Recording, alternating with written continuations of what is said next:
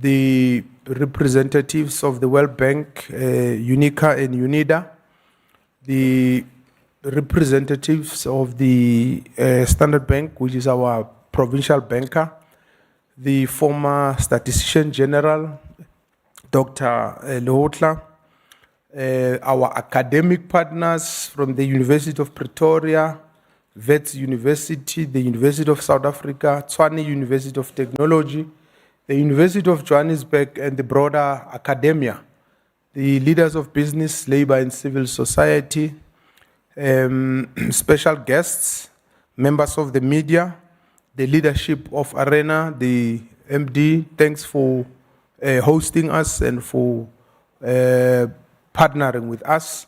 It is an honor indeed and privilege to stand before you this afternoon, or rather this morning, on the auspicious launch of the Gauteng City Region Economic Development Plan. The launch of this plan takes place during a month that honors the struggle for democracy, promoting constitutional rights, equality, and human dignity. Human Rights Month is a critical month in South Africa's calendar. It serves as a reminder of the sacrifices made during the struggle against apartheid and highlights the ongoing work to protect human rights today.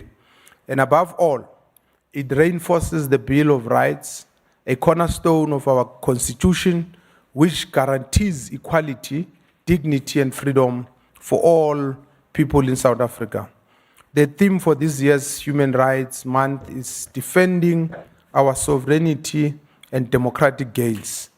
It is a profound theme that focuses on reinforcing human rights through social justice and aligning with the 30th anniversary of the Constitution's adoption. The decision to launch the Gauteng City Region Economic Development Plan during this month is not an accident of history. It is an affirmation of our recognition of the direct link between human rights and inclusive economic development. The starting point of our presentation is in defining what the Gauteng City Region is, for there is a common misunderstanding that it only encompasses the Gauteng province's major cities, especially Johannesburg, Tshwane, and Ekurhuleni. This is not the case. The Gauteng City Region extends beyond the boundaries of the Gauteng province. It is a wider urban region of smaller centers and population concentrations across the provinces of Mpumalanga, Limpopo, Northwest, and Free State. Thus, the Gauteng City Region is an integrated cluster of cities, towns, and urban nodes that together make up the economic heartland of South Africa. This region is of the country, in fact, this region generates more than 45% of South Africa's gross domestic product and is a functionally integrated urban economy focused on finance, manufacturing, mining, agriculture, and innovation. It also serves as the nation's premier industrial and financial hub. In comparative perspective, the Gauteng City Region offers higher levels of access to essential household and business infrastructure, greater proximity to urban amenities, and generally better standards of living. So we are not talking about Gauteng as a province. This is very important. And that's why even how we act, and when you look at our plan, we're not planning for Gauteng, but we're planning for the entire region. Because if you talk about Rustenburg, you talk about Secunda, you talk about Sasol, you can name them. They are not far from Gauteng. They are just here. So if you plan, you can't ignore them. So for this reason, the region a growing pole of attraction for migrants from South Africa and beyond, and it's a point that we all know. And the Gauteng province has the highest number of international migrants in South Africa. As the nation's economic hub, it attracts a disproportionate share of foreign-born individuals, with a population of international migrants slightly higher than all other provinces combined. The entrance of newcomers gives it an increasingly cosmopolitan character and vibrant social and economic life. This informs its dynamic character and unique demographic character. Despite its importance, the Gauteng City Region faces many challenges. And these include high levels of poverty, unemployment, and structural inequalities. High levels of poverty and unemployment persist, creating a high cost of living and limiting economic opportunities for the growing population. So the city region, with its history as the industrial nerve center of the colonial and apartheid economies, is also confronted with persistent spatial inequalities. This is evidenced in the reality that residents in township areas faces high transport costs and poor access to economic hubs, which perpetuates poverty. The relative opportunities that the city region provides do not come without challenges.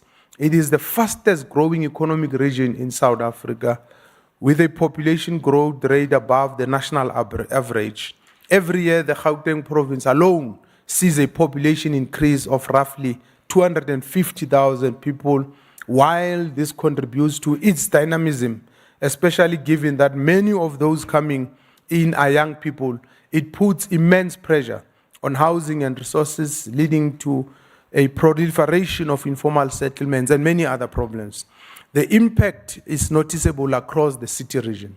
The region is struggling with dilapidated infrastructure, frequent water shortage, load reduction and struggling sewage systems, road infrastructure, and industrial pollution.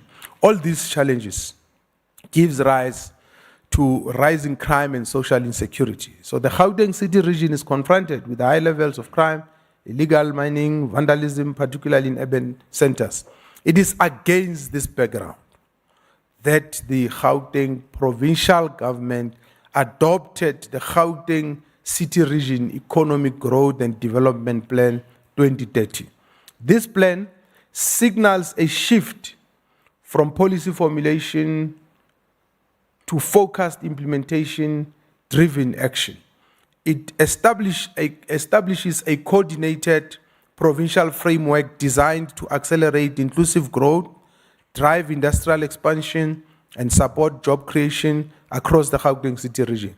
By enhancing collaboration across the city region, the plan strengthens alignment between provincial governments and municipalities through an integrated approach that affirms the position of Gauteng as the country's primary economic engine. So, ladies and gentlemen, it is crucial that government responsibilities are distributed in this way. The Gauteng City Region is extremely complex and dynamic, which makes it impossible for one government authority to possibly encompass the whole. To address the region's challenges and ensure that it reaches its full potential, the different parts of government must work together. Improved intergovernmental cooperation and greater collaboration between government, business, and civil society is essential for ensuring that the cities and towns stretching across and beyond the boundaries of the Gauteng province can work better as a more integrated, productive, and sustainable whole. The plan, which the Premier will comprehensively elaborate on. So I was not giving you the plan. I was just setting the scene. In case you are asking, what is the plan?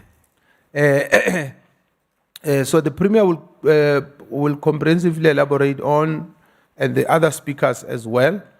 So it also outlines a targeted 5-year implementation program to be executed in collaboration with the Gauteng Provincial Government departments, the municipalities, academic institutions, and industry partners.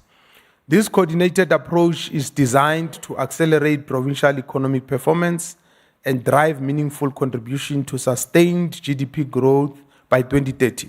Linked to the plan, we have also developed sector plans for 11 high growth sectors. These sectors include ICT and digital services, transport and logistics, cultural and creative industries, agro-processing, mining, green economy and energy, clothing, textile, leather and footwear, aerospace and defense, pharmaceutical and medical devices, automotive and tourism. These sectors attract significant venture capital and require skilled labor. Thus, they did not only expand faster than others because of the rising demand for their products and services, but they also contribute significantly to job creation, which creates multiplier effects in the city region and broader national economy. Today, we will also be launching these industry-led action labs, whose objective is to advance the plan with the partnerships and collaboration with the private sector, academia, and civil society. These action labs signal a move from state-centric implementation in collaborative governance using sector master plans. And HOD of our department will then provide further elaboration on the labs and their importance to the economic growth prospects of the Gauteng City Region. So, ladies and gentlemen, I wish to conclude this input by emphasizing the significance of growing the economy of the Gauteng City Region, which is the nerve center of the national economy. For the Gauteng Provincial Government, growing the economy is not simply a question of money. It is fundamentally a question of ensuring that the economy grows in the hands of the people. For this reason, our priority is not just economic growth, but inclusive economic growth linked to human development. We recognize that inclusive economic growth ensures that all members of society, particularly marginalized groups, contribute to and benefit from economic progress, fostering poverty reduction, reduced inequality, and sustainable long-term economic stability. This is the kind of economy we are striving to have in the Gauteng City Region, and we believe that with sustained partnerships and collaboration with all stakeholders, this vision is not only possible, but inevitable. So, the program director had already indicated that the Premier of the province, the Honorable Panyaza Lusufi, will come and deliver the keynote address before he leaves. So it gives me honor and privilege, ladies and gentlemen, to ask the Premier of Gauteng Province to come and address us. Thank you very much.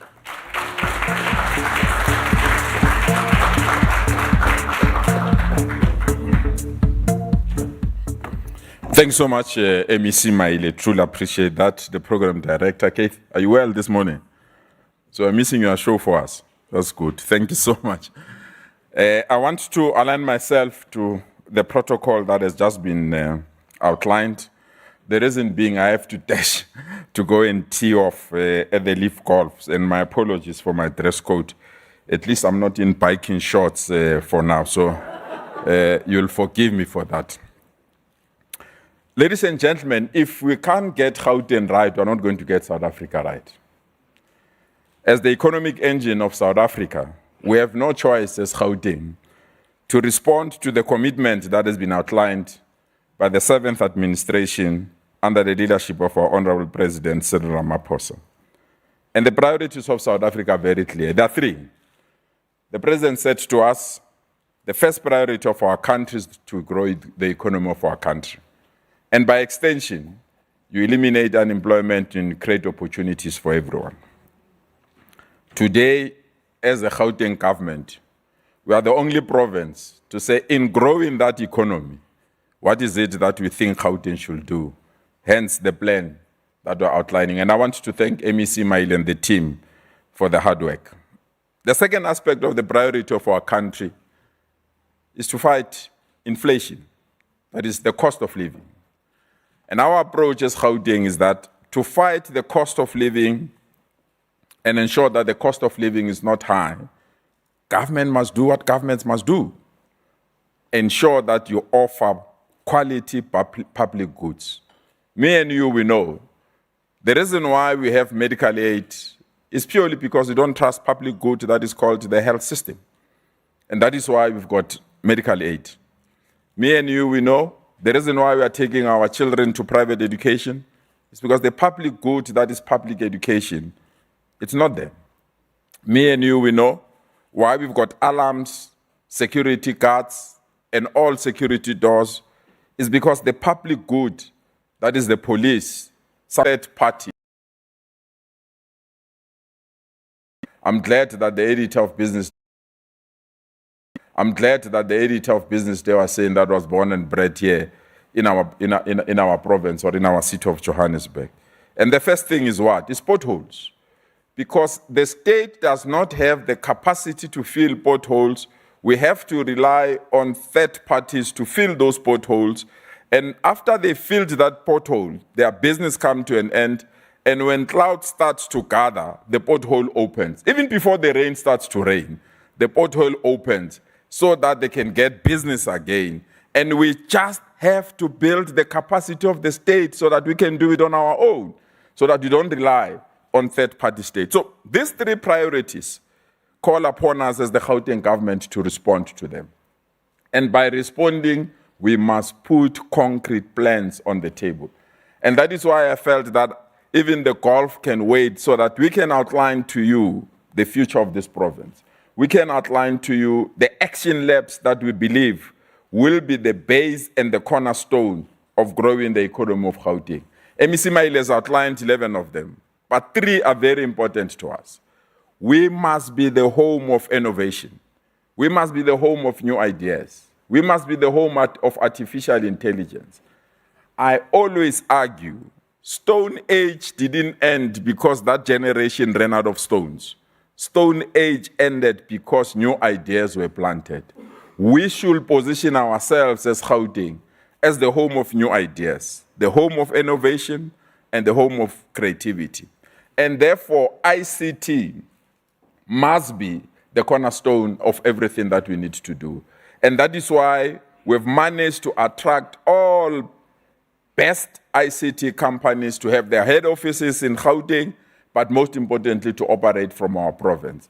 And we have managed to bring even the biggest data centers that have been built to start to be built in our province so that they become the base of driving the economy of Gauteng. And the second area is infrastructure, and we're going big on this one. Because if we can't expand the infrastructure of our province, it will be extremely difficult for people to move around or for goods to move around. And therefore, the infrastructure development of our province becomes the key area in which we need to invest and position our province to attend to these issues. And for now, we've dealt with 3 of them. The first one, I know many people, when we said this, they thought that we were responding to public pressure.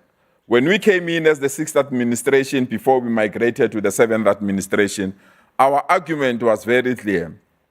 Our highways and freeways in the morning and in the afternoon, they're nothing else but parking bays. If you can't unlock that, we are delaying the economic growth of our province, which simply means we must broaden our roads, we must build new highways, and we must ensure that our road infrastructure can accommodate the movement of goods and the movement of people. And therefore, we had to take a very bitter decision to scrap the e-tolls. Even though national government didn't agree with us, we said to national government, we can't grow the economy, we can't expand our roads, we can't remove the parking bays in the morning, in the afternoon, purely because people are boycotting to pay these e-tolls. And we continue to pay the interest of the investment and the loans that we've acquired out of these e-tolls. And therefore, it's very important that we scrap the e-tolls. We are prepared as the Gauteng Provincial Government against the wishes of our people and against our priorities to swallow this bitter pill and ensure that we pay the e-tolls. So we're slapped with a huge multi-billion bill. We are glad that we are halfway. The good thing is that Sandral now can raise funds, and Sandral now is expanding, and we have settled the e-toll debt, and we're about to see new freeways being built in our lifetime. And that's the commitment we took as a provincial government. Against all odds, against the insults, against those that felt that this is the wrong decision on the basis that these e-tolls are not Gauteng e-tolls, are national e-tolls, but we find ourselves here. The second area is rail. we are of the strong view that we need to bring rail at the center of economic development. We had a rail expansion in terms of the Gautrain, that the Gautrain has demonstrated that is an investment that can bring additional resources. When we started the Gautrain, we invested almost 26 billion.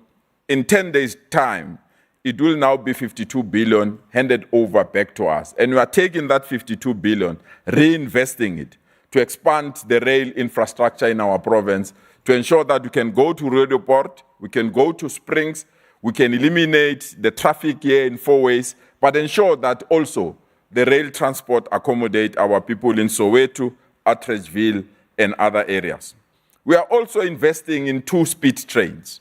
The speed train to Limpopo, as MEC Maile has indicated, Limpopo must grow towards us. Northwest, in particular Rustenburg, must grow towards us. Sasolburg, or here in Free State, it must not go to Bloemfontein. It must come to Vereeniging. Harrismith, which is a strategic center for logistics, because when you are in Harrismith, you are 300 kilometers from Durban, 300 kilometers from Bloemfontein, 300 kilometers from Johannesburg, 300 kilometers from Nelspruit. So Harrismith must grow towards us as a province. And therefore, it's very important that these logistical hubs are strengthened and given the necessary support, utilizing the speed train. And that speed train must move people and goods. It must not be about people alone. And that is why is the new economy. And if you check the Department of Agriculture, the work that they've done, and the areas in which they believe that they need to put some investment in, we are of the strong view that we will defeat hunger through Gauteng and will take advantage of our positioning to penetrate the continent and take advantage of the Africa Free Trade arrangements that have been announced. So these 3 areas outlined our commitment to have an economic plan that works, an economic plan that responds to the challenges of our country, an economic plan that can reposition Gauteng to remain the engine of our country and ensure that it creates opportunities for everyone. So we are quite excited that you are all here, not only to share or hear our ideas, but to contribute to it, because we don't want to miss the mark. You miss the mark, the price is too hard to pay. So we need those that are in the sectors, we need those that are academics, we need those that are the implementers of this economic development to advise us whether we are on the right path or we've missed the mark, so that we can align as quickly as possible and ensure that everything that we do it with you. So MEC Maile outlined key strategic areas. We will share with you the strategic importance of the research that we have made and the path that we are taking and the research that backs us up on the areas of investment. So the key thrust of this transformation plan, it's not to divert or to divert or to walk away from the transformation, modernization, and reindustrialization program that we launched in 2014. But South Africa, and the province of Gauteng in particular, faces structural constraints which call for structural renewal. And this is our plan to renew Gauteng. You get Gauteng right, we'll get South Africa right. You get Gauteng right, you will attract investment to the hub of our country, and those investments must create opportunities for all. I wish you well, and I'm looking forward to a debate and discussions. Let's get South Africa working, but most importantly, let's get Gauteng working. Thank you so much for your attention.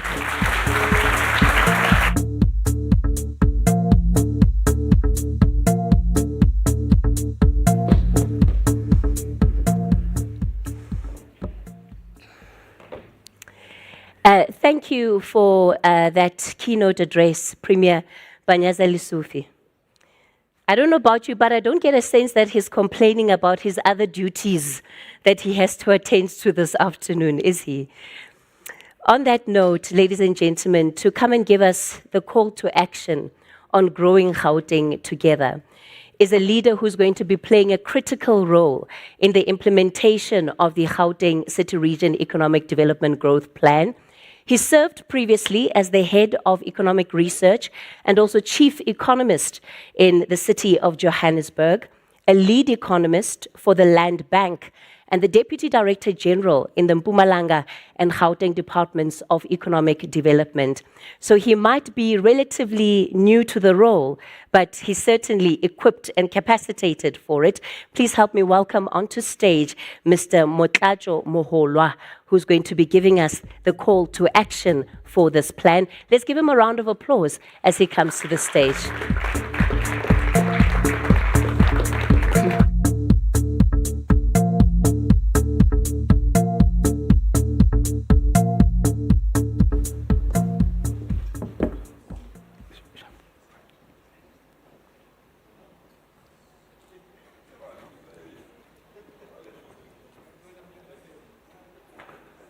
Thank you, Program Director Kathy, for bailing us out in the 11th hour.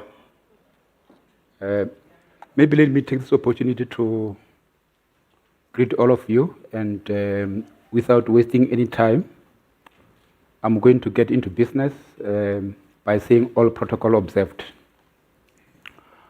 I would like to thank MEC Maile for providing a great scene setting, but also to thank our Premier for providing a powerful context to our plan. So I've titled our presentation this morning as Executing GCR Economic Growth and Development Plan. And I'm going to quickly touch on those 4 key areas. Of course, starting nicely with introduction and ending with the macroeconomic impact of the plan if we implement it properly.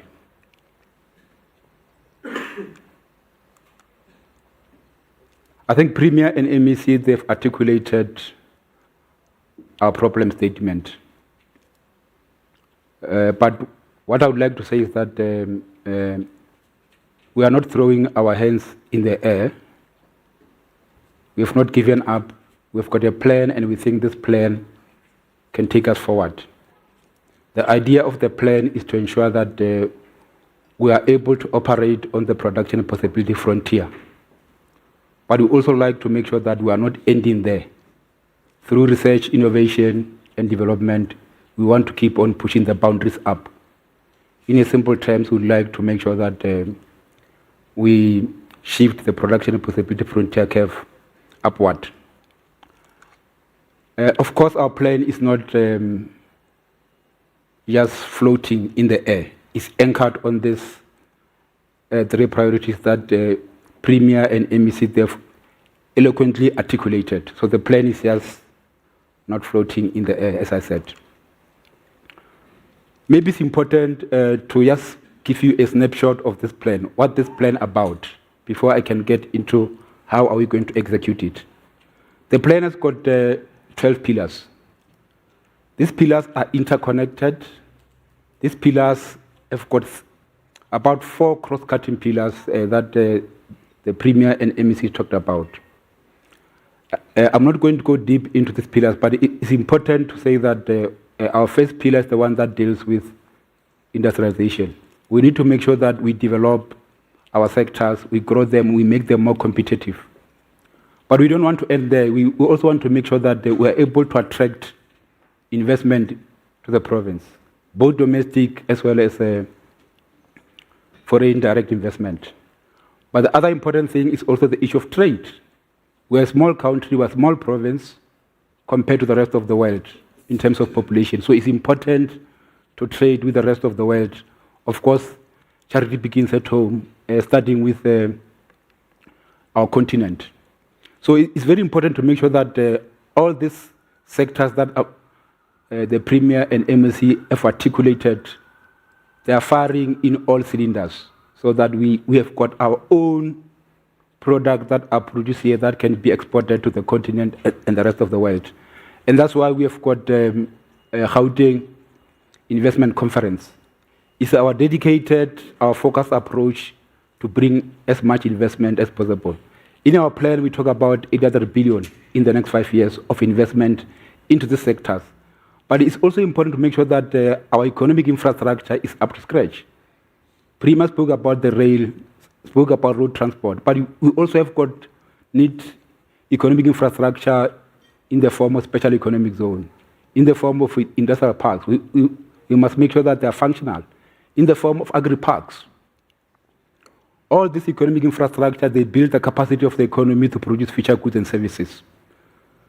So this economic infrastructure is tied to these sectors. It's tied to the first pillar. But you also need to make sure that there are skills in the economy. We must be concerned about the current skills that we need, but also think about the future so that when we get into the future, we've got the required skills.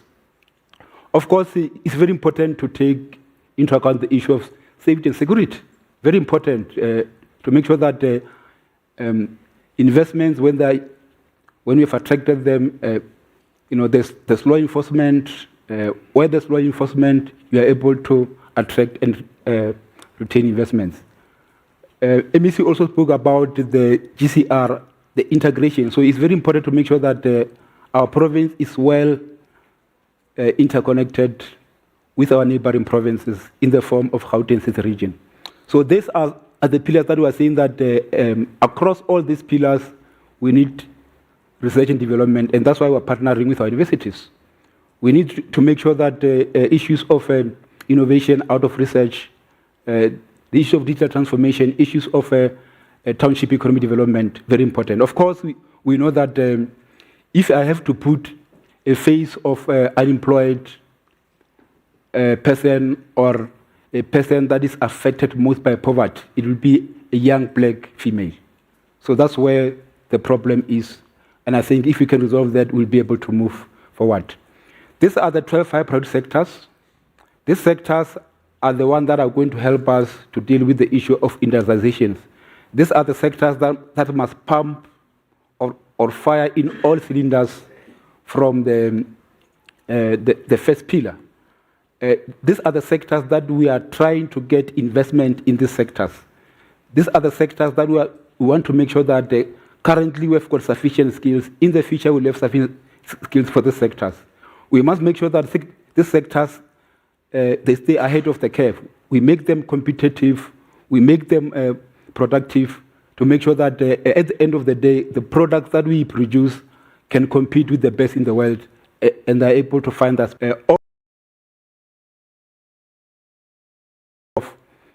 of our province,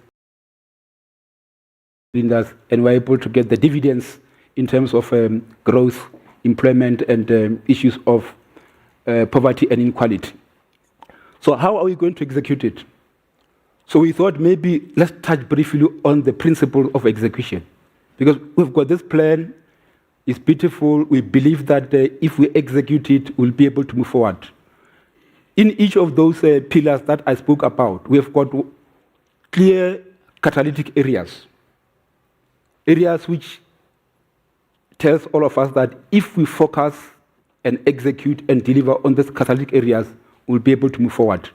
So out of these clear catalytic areas, we also have got clear deliverables with timelines as we move forward to make sure that there's clear responsibilities, there's accountability. From the provincial point of view, we're going to hold each other accountable through the Office of the Premier.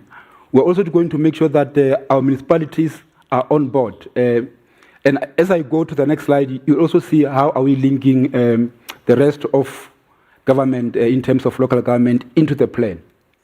It's very important to make sure that this plan becomes part of our DNA. We must live, breathe this plan every day, in the sense that it's very important to make sure that in our APPs, whether you are entity of any other department in the province, whether you are local, whether you are provincial, we must see the footsteps. We must see that the plan is being taken into account. And I think all of us, when we engage at any other time, we must always be able to call each other to action. Of course, we can't execute this plan without talking about funding. But you know that the physical space of government is shrinking. And in the interim, we have to make sure that we bring private sector on board. Premier has articulated how out of nothing, we managed to have a powerful asset like Gauteng through partnership with government. So we are saying that the fiscal space is getting smaller. Let's bring all partners on board. Let's make sure that the resources we have are allocated efficiently and effectively. So the key word here is about how do we optimize so that we get the most out of the little we have. I can't overemphasize the issue of intergovernmental multi-stakeholder coordination. This plan, even if you regard yourself as one of the best scientists in the world, you are not going to execute it on your own. You need all hands in deck, government, all spheres of government, including national, all key stakeholders that MEC and Premier articulated. But the last and most important principle is the issue of evidence-based monitoring. We must make sure that we've got a live dashboard, a dashboard that can be able to go to trace back to our catalytic areas, to trace back to our deliverables and timelines, to see whether are we getting there or not. If we are not getting there, what steps can we take? How can we take corrective action to make sure that what we said we are going to execute, we execute? I must indicate that we are not naive to think that the terrain is flat. The terrain is quite complicated, but we are prepared through this plan to navigate it against all these headwinds. For example, you talk about Middle East now.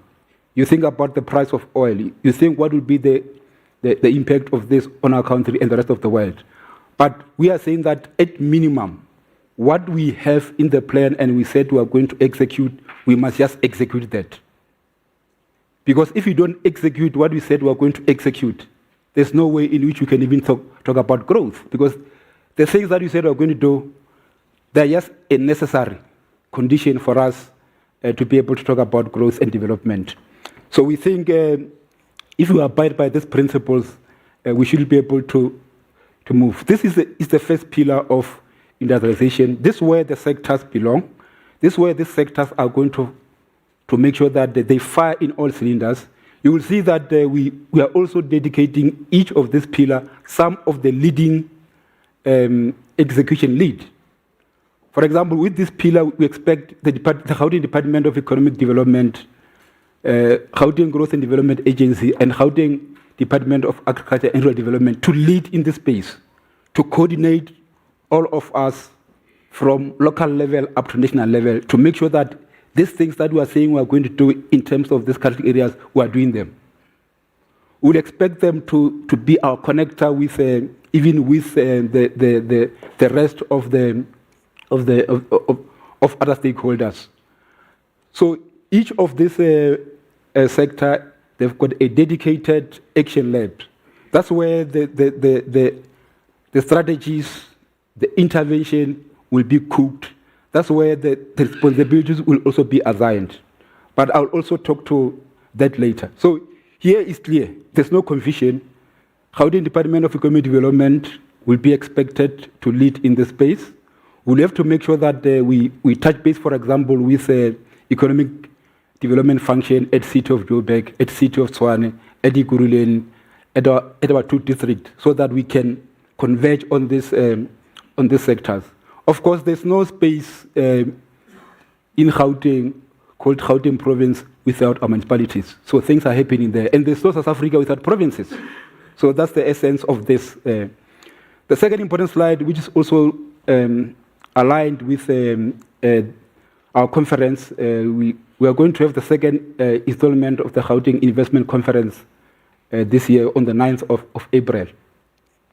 This is just a focused approach of make sure that as much as we talk about these sectors, we need to make sure that these sectors are receiving necessary investment. These sectors are able to produce products that can be exported to the rest of the world. It's important for colleagues who are in these action labs to help the province to say, where are these investments? Where can these products go? What are the problems? How can we together co-create solutions and hold each other accountable to execute? So this pillar is very important because without this pillar, as we said, government fiscals alone are not enough. But But I guess over time, as we get dividends out of this plan, government fiscals will increase, we'll be able to have more resources to even invest in other services, including economic development, and we can even get what you call a multiplier effect. So it's a vicious cycle of making sure that things are moving. So I can't overemphasize this. So we've got our entity in the province called Gauteng Growth and Development Agency. It's our IPA, Invest Promoted Agency. One of their key mandate is to bring investment into the province. But we want them to bring investment in specific sectors that are going to grow our production base. I always say that it will be sad day when all of our products that we export to the rest of the continent are imported from other countries. So we must export homegrown products.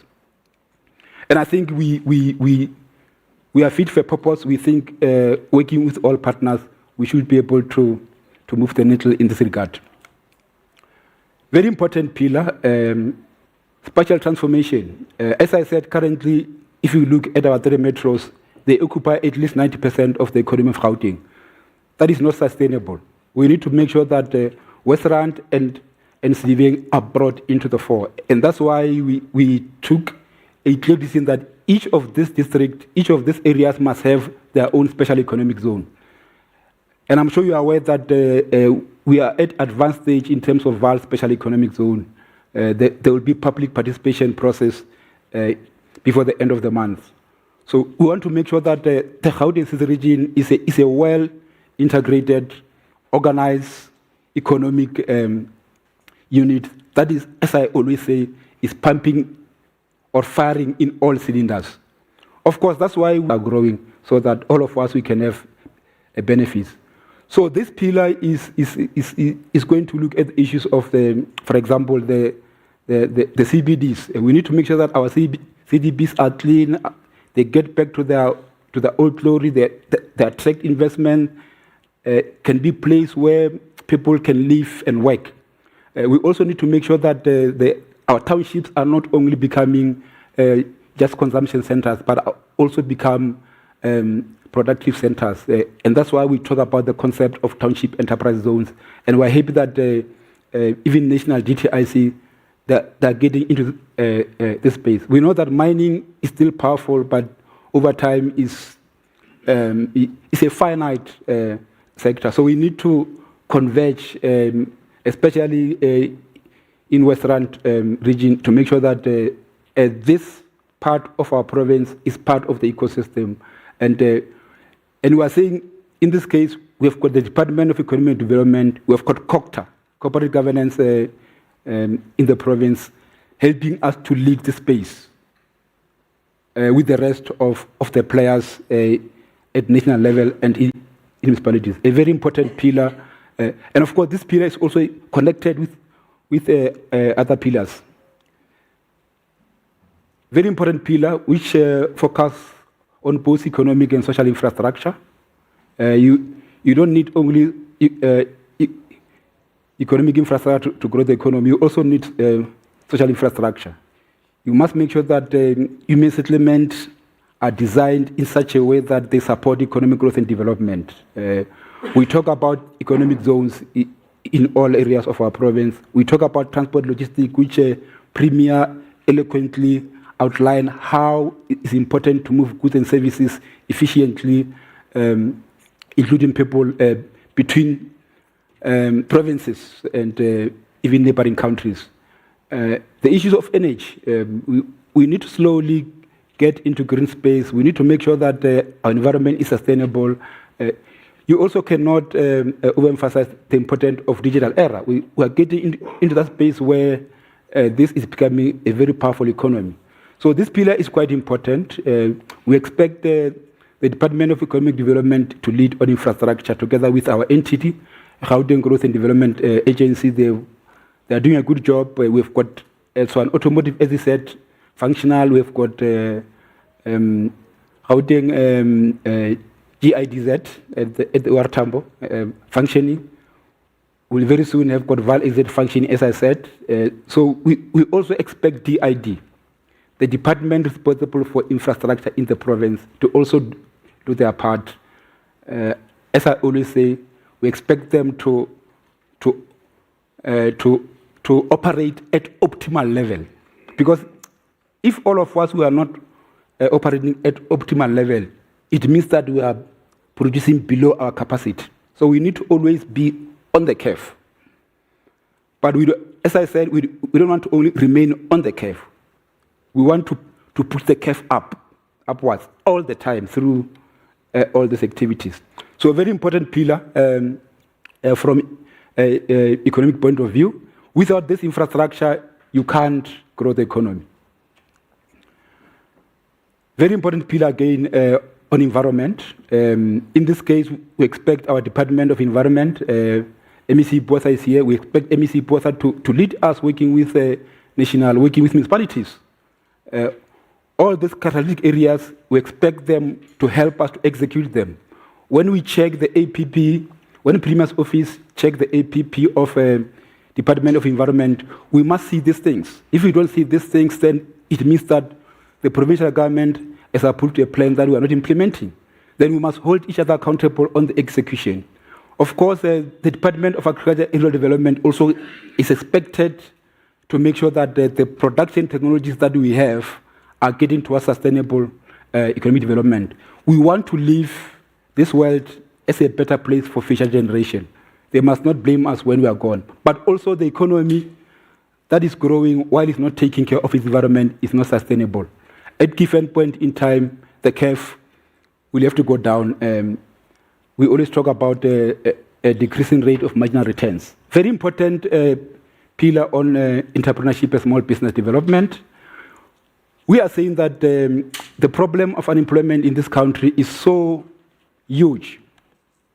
You can't approach it from the one-dimensional approach. You need multi-pronged approach to address it. We've got a lot of young people, as I said earlier, the face of disadvantaged in the country, in the province, is young black women. So we've got a lot of young people who are not participating in the mainstream of the economy. We've got a lot of women who are not participating in the economy. We've got a lot of black people who are at the margins.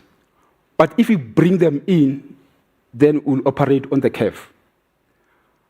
But we can't only focus on bringing them in through looking for jobs. Some of these young guys, they've got capacity to be powerful entrepreneurs. So we need to work with them, those who have got capacity, those who are interested, and hold them from A to Z in terms of non-financial and financial support to make sure that they become successful entrepreneurs. In that way, they create jobs for themselves, but they also create jobs for others. But while small businesses that are already there are also growing. So here we expect the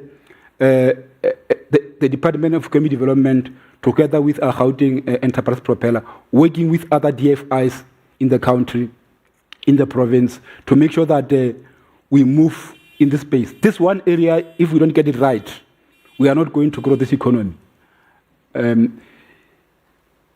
I must also mention that the national government is at a point where they are approving national entrepreneurship strategy, which I think we are going to leverage on it as a province to make sure that our young people can become entrepreneurs that we can be proud of. That at the end of the term, we can say, as Gauteng Enterprise Propeller, as Gauteng Provincial Government, we took them from scratch, and now they're here, they're even exporters, competing with the best in the world in the international market. Very important pillar that we need to converge on it. The issue of skills. We need to make sure that we have got skills now, but there will be new skills that we will need in the future.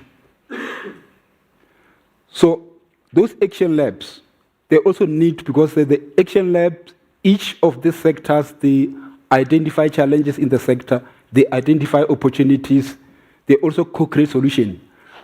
Those action labs will also think, how do we bring more entrepreneurs in these sectors? How do we make sure that there are skills for these sectors? How do you make sure that as these sectors evolve and the new skills required going forward, how do you bring these skills?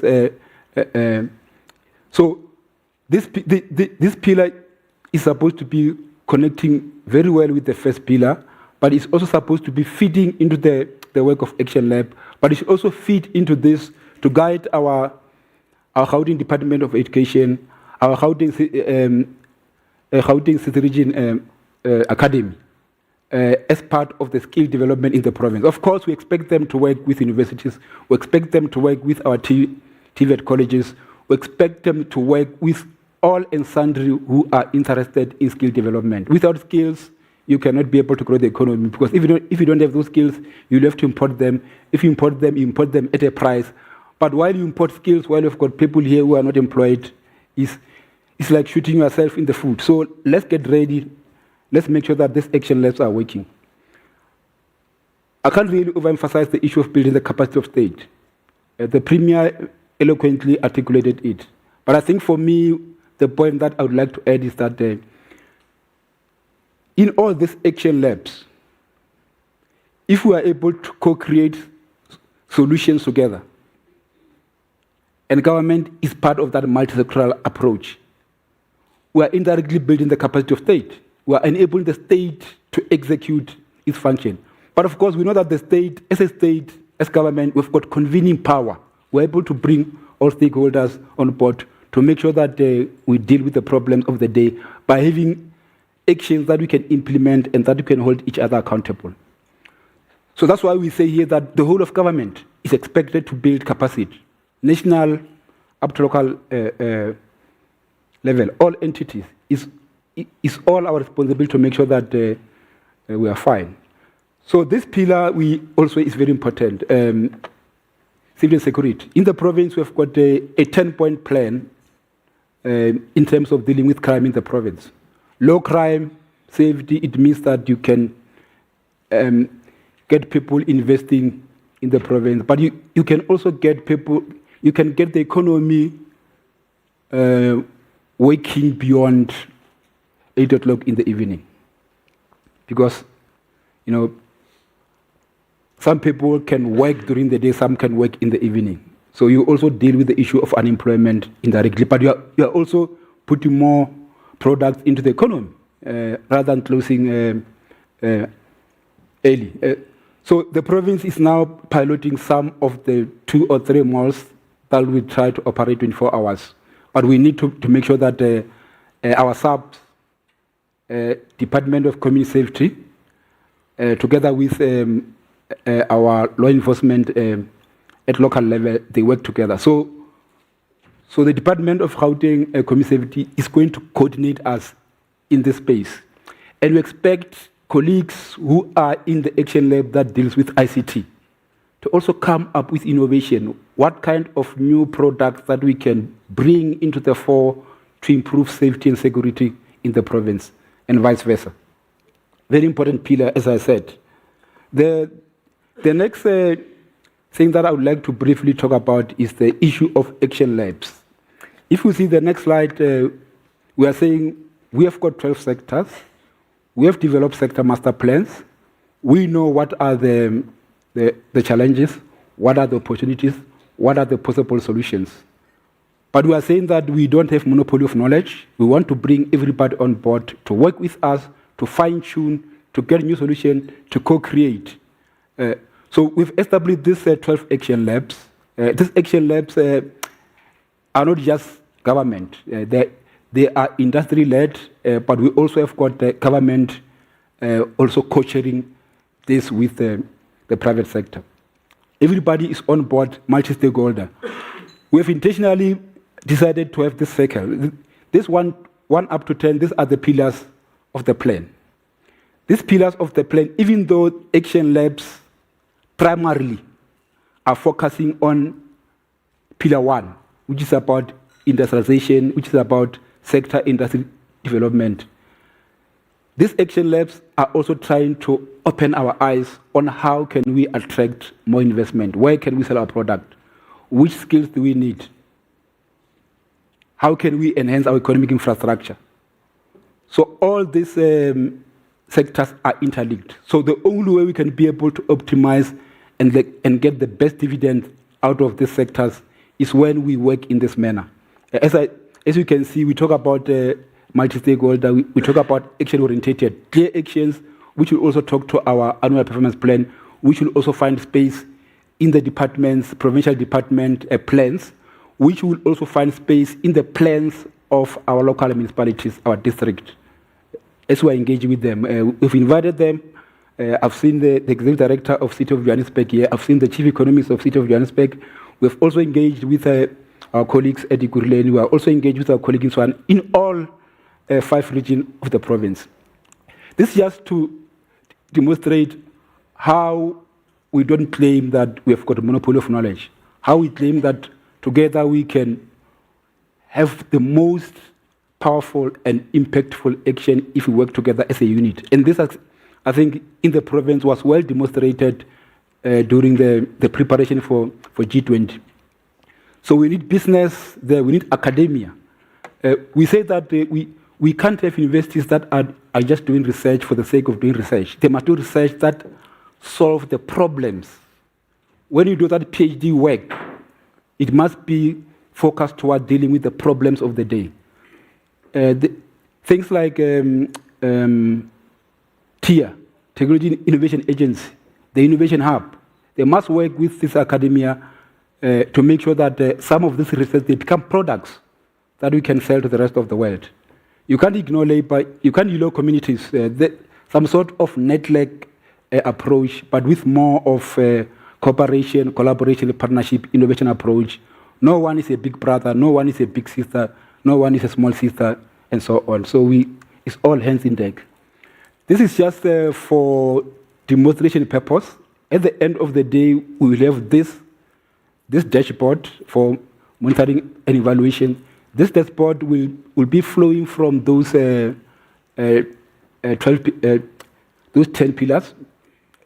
This will also be flowing from the catalytic actions under each pillar, will also be flowing from each intervention and actions that are the responsibility of different departments, different entities, local and provincial, to make sure that we are able to assess whether we are moving or not and where are the problems so that we can troubleshoot.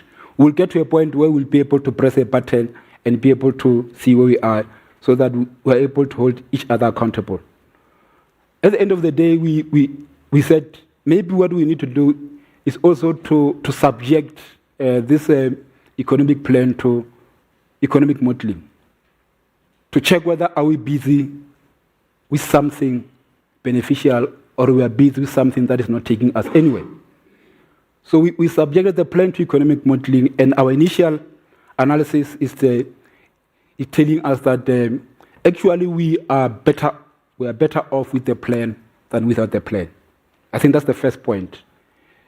Irrespective of what the world economy will be like, irrespective of our domestic challenges in terms of headwinds, if this plan, we implement it as we are saying we are going to implement it, irrespective of what's happening around us, we will be better off with this plan than without the plan. These are some of the initial indication.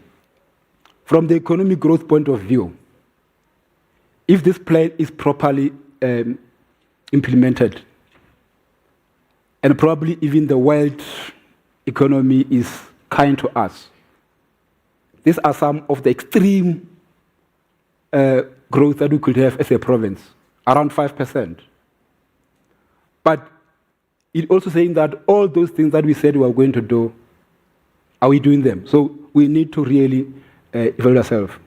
In terms of real GDP, these are the figures that we can bring additional in the economy. So if you look at this slides, it's saying that in the absence of the plan, over the next 5 years, 8 years, business as usual, nothing happening, continuing in the current pedestrian approach, we can grow just below 2%. And that we know that it is not enough to grow our economy in terms of jobs, in terms of poverty, and stuff like that. But if we implement this plan from the baseline, we can be able to, at minimum, have 3%. We can be able to have 5.4% by the end of this term. But going far into the future, because this model is taking into account the fact that we are implementing this plan up to 2030. So that's why you see the figures in the outer years going down. But we can all see that we are better off with the plan than without the plan. So the plan in itself, however good it is not sufficient to give us economic growth and development in the province. It's just a necessary condition.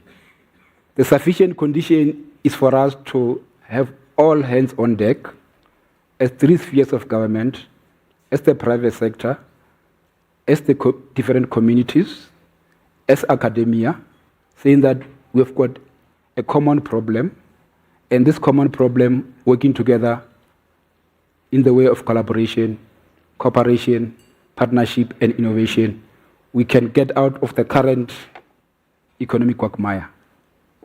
With these few words, let me, Kathy, Program Director, stop there. And I think this is a way of leading us into the panel discussion for the panel members to help us on identifying different blind spots as we execute, because we have got the plan, we think the plan is good, we just need to be assisted with execution. Okay. Thank you very much. Thank you. Thank you for that very comprehensive breakdown, Mr. Moholwa.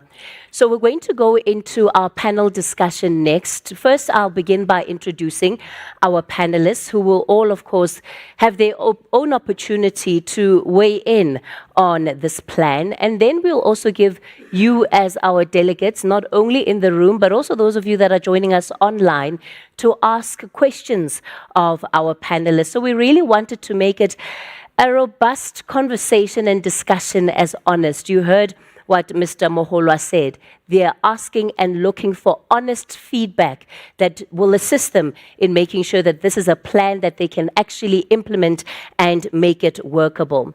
On that note then, for our panel discussion, we're going to be looking at how exactly we are going to lead in building this economic engine of Gauteng.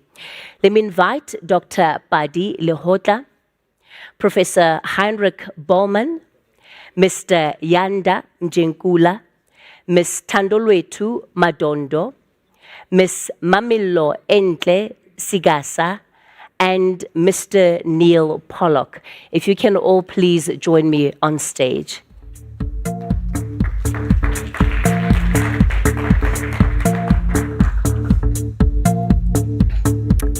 Feel free to use any side, but the majority seems to be going in that direction. Maybe let me come here.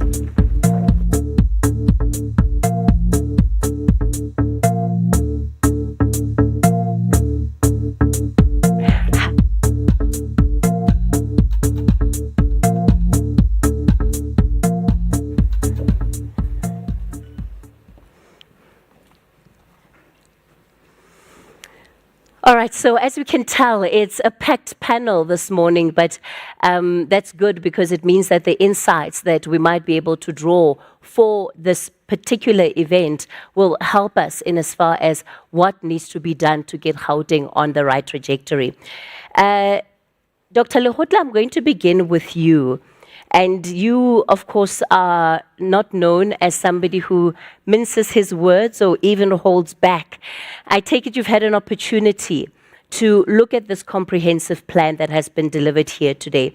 From an execution point of view, if at a very high level, and I'm going to ask all our panelists, please, to try and keep the answers as succinct as possible. I know it's a little bit contradictory, right? I want your insights, but I also want you to keep it short. But if we can, please, if we review what the potential risks then are of implementing this plan, where do you think it may fall short?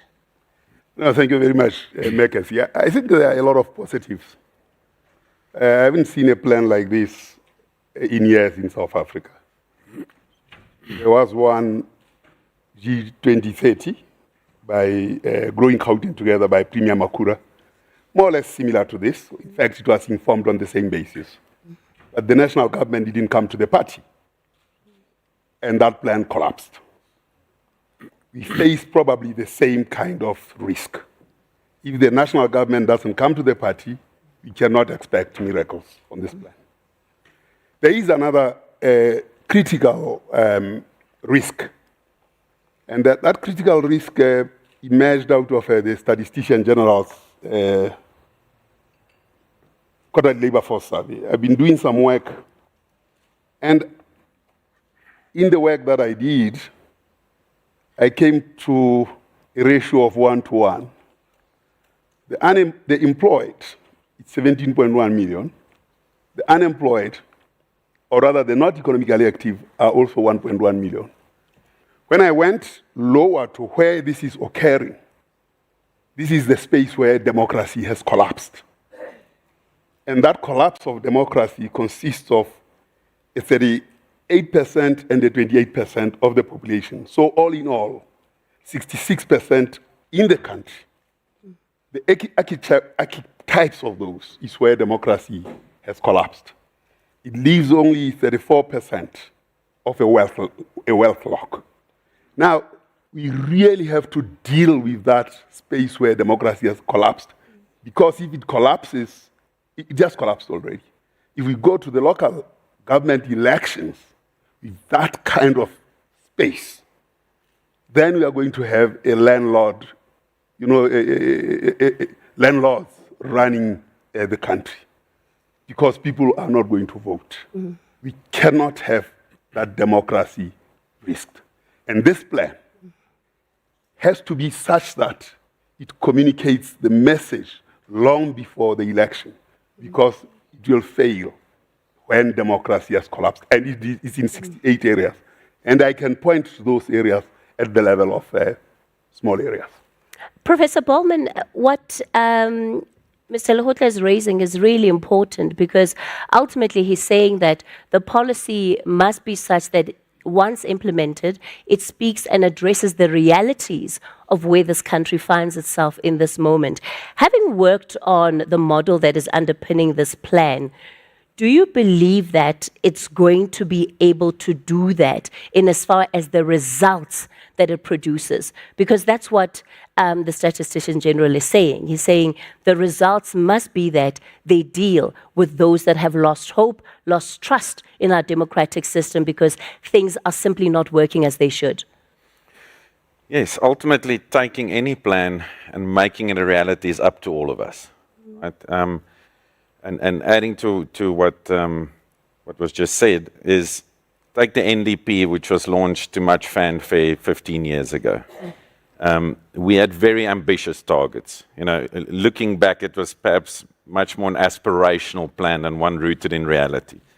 And what we see is, or what was perhaps neglected back then is, you don't get to set jobs, right? You don't get to set growth. You get to set the conditions under which they can occur as government, right? And so if you want to suddenly set the target of 5% export growth, right? You've got to make sure your ports are working. You've got to make sure you are competitive. You've got to make sure your cost of doing business is as low as possible, right? And that's where the magic happens, right? And I'm very happy to say, having worked on this plan and done a lot of modeling, a lot of those bottlenecks are at least on the plan being addressed. But of course, it's all about execution, right? And execution is up to all of us, right? A while ago, we were at a place, and one of the last questions was, what are you going to do individually, right, to make sure we become a better place, right? And it starts from stop at the stop street, right? We must take individual responsibility along with the collective that government is trying to provide. And it is ultimately up to all of us. We can't just look at government. I think what is very encouraging is I think we're seeing much more of private partnerships getting the right attention at the right level. Government realizes they can't do all of it on its own. nor should they. The private sector realizes they can't just complain and try and do this, and they need government. We need each other, right? It's a team effort to get us from A to B. We'll hear about the issues from the business chamber, what actually is going on the ground, what do we need to fix. But it's doable, right? And what HUD Mahova's results was emphasizing is there's a heck of a difference between getting this right properly and kind of just plodding along, right? And if you translate that into lives and quality of those lives, you know, it almost makes us grow that responsibility to make sure we get it right. I want to go a little bit deeper into something that you've mentioned, and it's around the environment and the ecosystem that is created, which enables growth, which enables the creation of jobs. Many of those factors that you have touched on, whether we're looking at the state of transport, what is happening at the ports, what is happening with Transnet and Eskom, those are not necessarily in the hands of the Gauteng government, provincial government, to change or to do anything about necessarily. Yes, they can influence, but what does that mean for a plan like this? What are the assumptions that have been made that will very much then have a bearing on what is achievable and what is not? 100%, right? I think provincial government to some extent is a very important middle manager, right? They sit between local, where a lot of it gets executed, and national, where a lot of the big plans come from, right?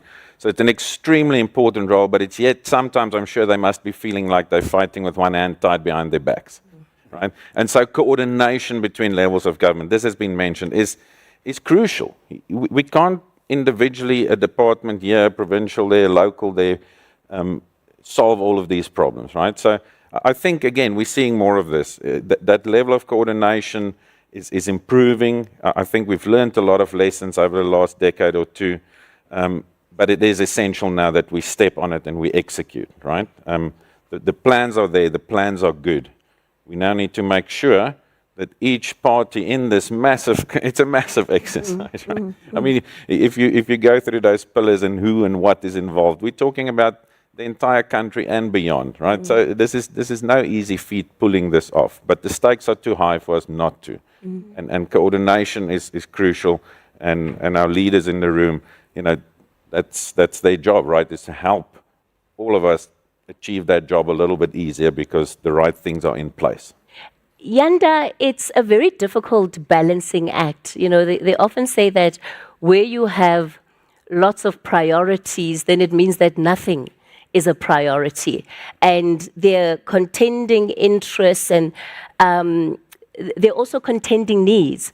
What do you think Gauteng needs to do in order to be clear about what it's prioritizing from a policy execution point of view? And to what level does that conversation also need to go beyond just what is happening in the province, in the country, to actually elevating it to looking at the continent? Because South Africa still very much has to be seen as the gateway to Africa, and Gauteng must be that economic hub. Thanks, Kathy. I think it's important for Gauteng to accelerate its plans on infrastructure development, especially on the energy security, logistic corridors, digital infrastructure, and Gauteng can do this working with private. Yanda, I'm going to ask you to please just repeat that. The technical team, I think, just increased that sound so that we're all able to hear you clearly. Can you hear me now? Yeah. Yeah, I think it's important for Gauteng government to accelerate its plans on infrastructure, especially on energy security, logistics corridors, digital infrastructure. Gauteng must do this working with private sector. Both the Premier and the MEC mentioned the Gautrain. You know, we've seen Gauteng doing this. They've done this working on the Gautrain projects, whereby they've done initial infrastructure development for 26. It's now worth 56 billion rands. It's something that Gauteng knows how to do and has done it before, and we must focus on those infrastructure projects. The other thing that Gauteng needs to do and focus on, prioritize, is governance. It's important that we focus on improving governance, transparency, and regulatory efficiency to enhance investor confidence and ensure rapid delivery of these projects. Keith, you know, I once worked with APRM. They were looking at the challenges that Africa had in terms of what are the stumbling blocks in terms of economic growth, sustainable development, and political stability. One of the main things is governance. Gauteng needs to focus on governance and prioritize governance. If you don't, then everyone does their own thing. Nothing moves as it should. So we have to really look at governance and focus on that. And then also we need to strengthen education. I've heard both the HOD and the Premier spoke about it. Strengthening education, skills development, healthcare, transport systems. We need to strengthen those. I know at times whenever there's enough money, we cut on those. If you look at the failures in Africa, if you look at the failures in South America, in Asia, it started with cutting on education, on healthcare infrastructure. Once you cut those, you're going to tempt with your growth, with the economic growth. So Gauteng needs to do the opposite and strengthen those priorities. Then,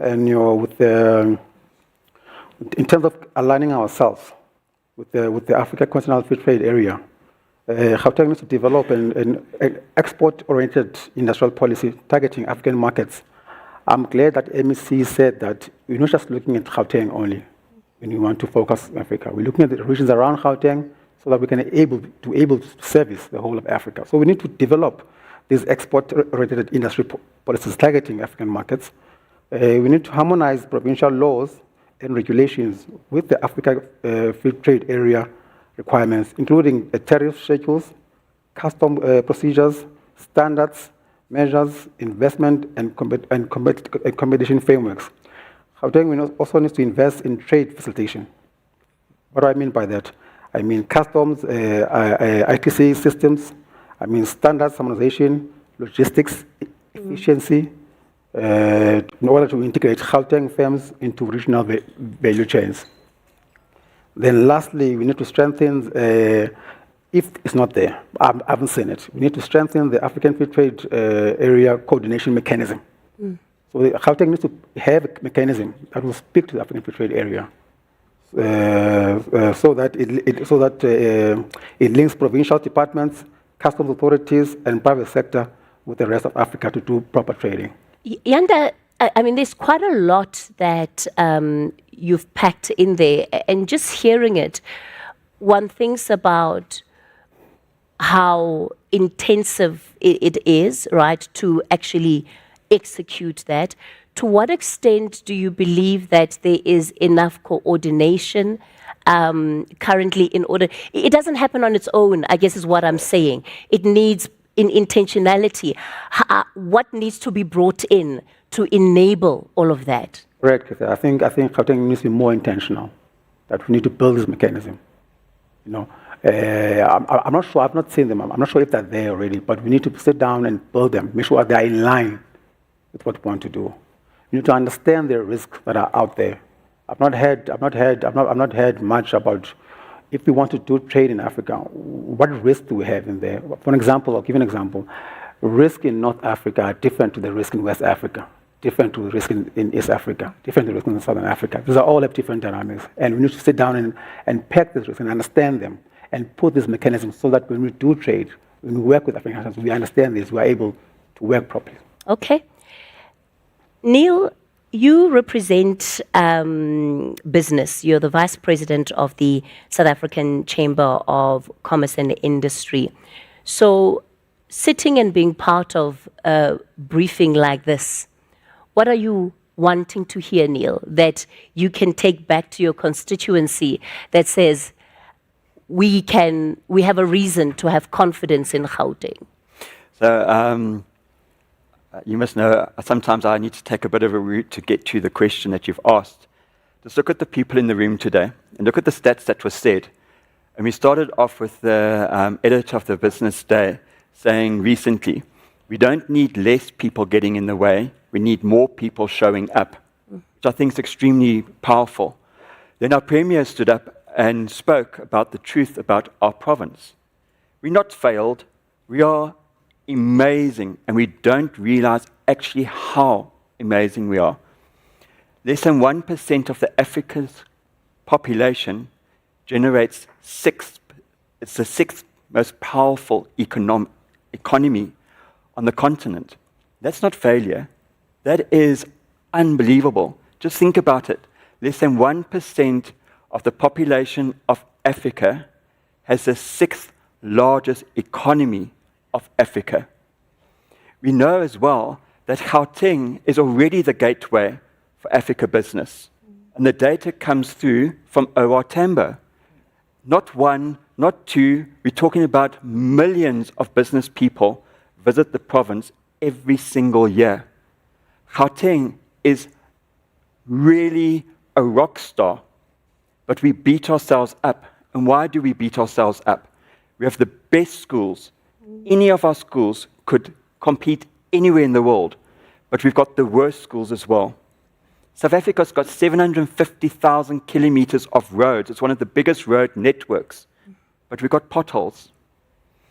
You've got the Donnie Gordon Institute that people from around the world fly to live, not to come and die. But we have clinics that when you go into them, unfortunately, you know you're coming to the end of your life. We have this duality of absolutely world leading. I was at an event for G20 where a Prime Minister was signing an MOU with 5 of our defense companies to come and help them look after their country's defense. The Prime Minister of Brazil said that South Africa has got a great defense industry, but nobody talks about it. We have these lights that are amazing, and what do we do with our words? We put buckets over the top of it. But today is a very good example of how poorly business is integrated into Gauteng. Can I ask, is there any CEO in this room today that's on a JSE-listed company? Is there a CEO of a JSE-listed company in the room today? So how can the plan of Gauteng survive if the CEOs of listed companies aren't in the room?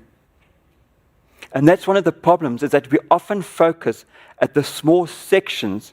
We talk about our township economies, we talk about SMEs, which are hugely important, but how can they survive if the elephants are not in the room? Because you need the elephants to create these structures, and then the medium-sized companies will feed into them, and then you create space for the small companies. I was in a very, very embarrassing situation recently where I was speaking to a listed company's CFO, and she said to me, "We don't need Saki, because we're so powerful that we can speak to anybody that we want to." And the thing is, she was right. She could speak to anybody that she could. But the thing that she forgot was that because they are powerful, they should be speaking into the world of business. And we've created this duality of these ginormous companies. We do. Is anybody worried about the South African banking institution? Nobody's worried about our banks because we have the best run banks in the world.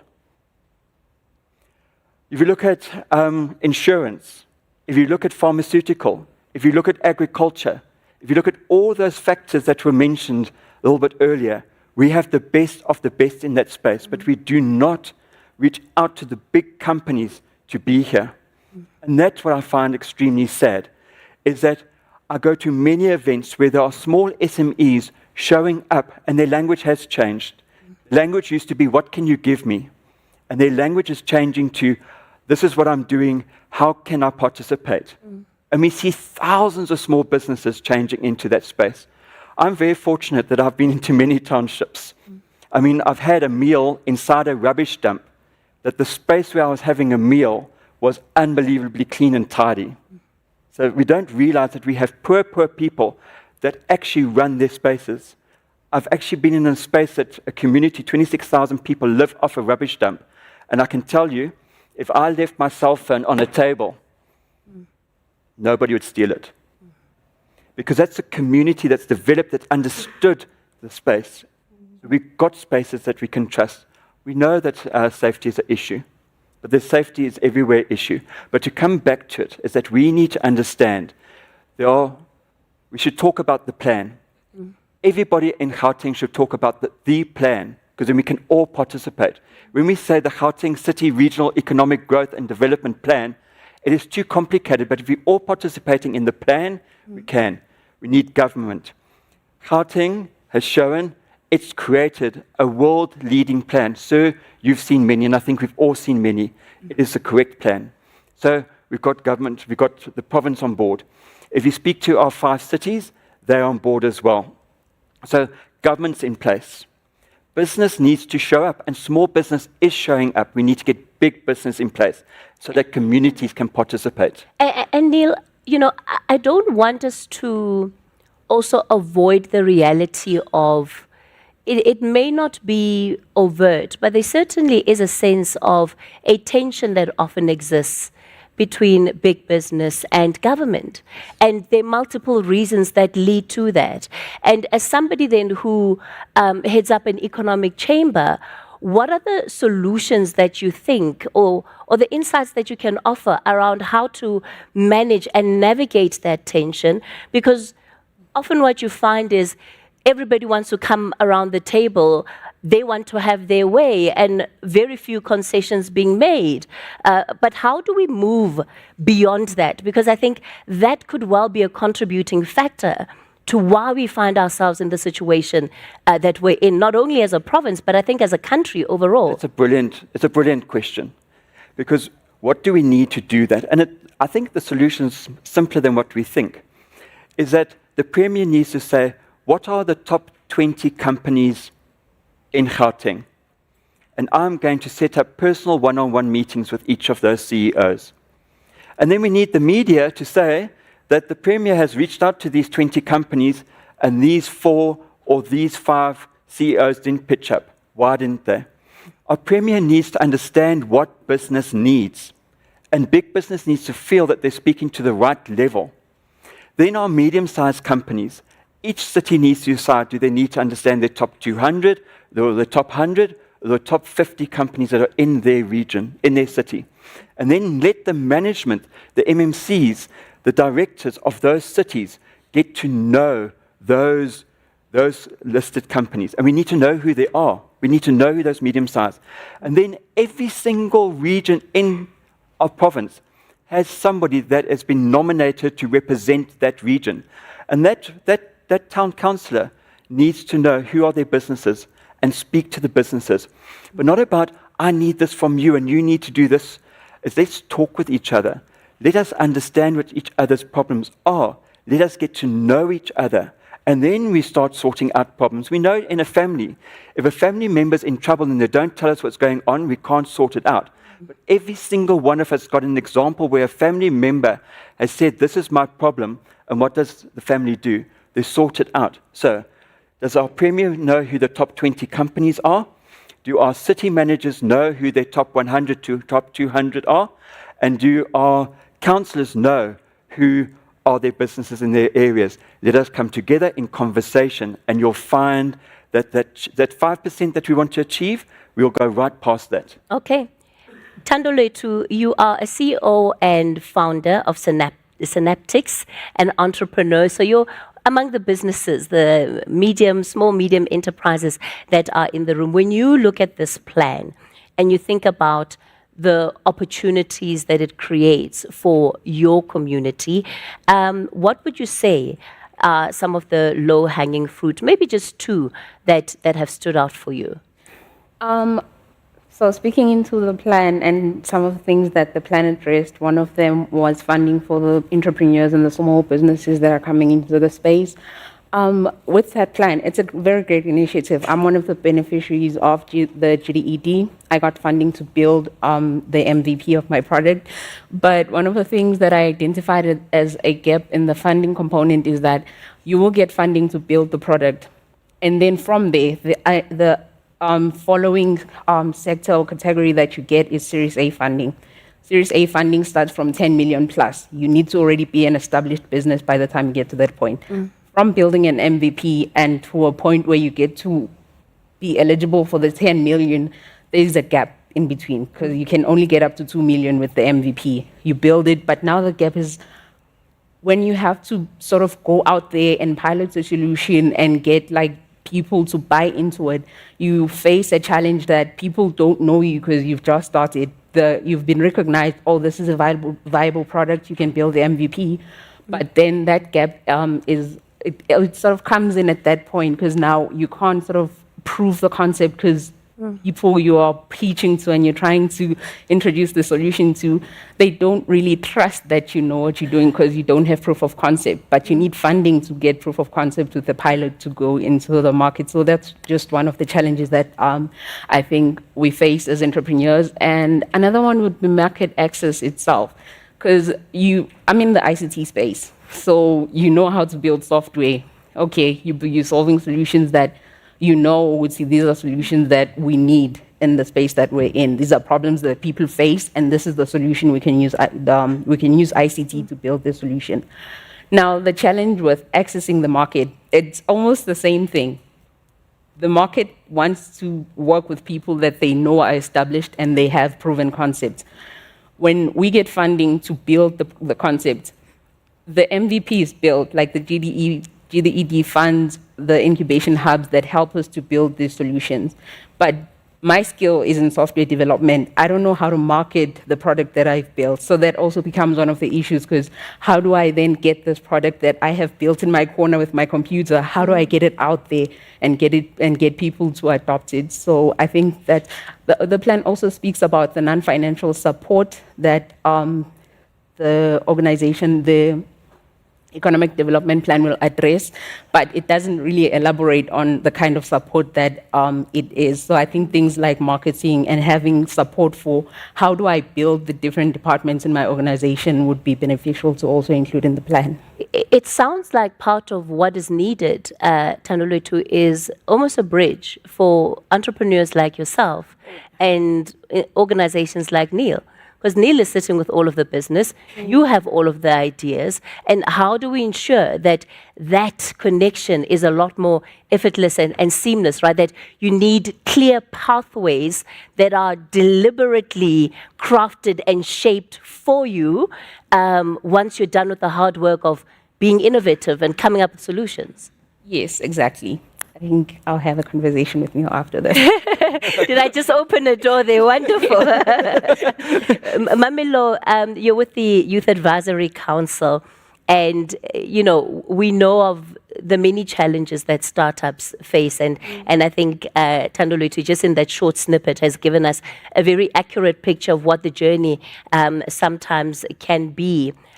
How else do you think that the ecosystem can be strengthened for entrepreneurs? And I want you to tackle the question in two ways, because on the one hand, there are those entrepreneurs that are able to get into the system. By that, I mean they get a program that can support them. They're funded for one thing or the other. They're given skills. So that, in many ways, is a leg up. But then there are also those entrepreneurs who are not able to get into any program, who are not adopted by anyone. They have to do what the majority of entrepreneurs in this country do, which is hustle their way. I think what Thandolwethu is saying is very important. One thing that the provincial government can do is expand the youth-targeted funding and the blended finance models that makes it easier for our young people to access the startup capital. While doing that, we should also expand on the innovative hubs that are already in place from the GDED. We should also ensure that the incubators in the township areas are part of the innovation ecosystems that are not limited to urban district areas, but reach communities where young people actually live and work. And this, if we unlock that at scale, township economies can become powerful engines of inclusive growth and job creation. What is not working with the current module? Because there is no shortage of organizations that the province will point you to if you're an SMME that needs support.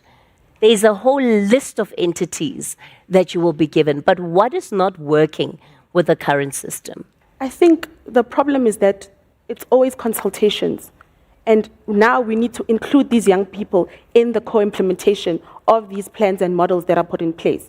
Young people are there, include them, make them part of decision-making processes, and make them the actual drivers of such plans. Not only consult them on what they need, you find out what they need, and yet you go back to your office and not include them in the implementation of this. What does that inclusion look like? And I'm talking here really practical things that the province can look at and say, this is what we need to do to better show up for the young people in the province and to make sure that they're part of the conversation.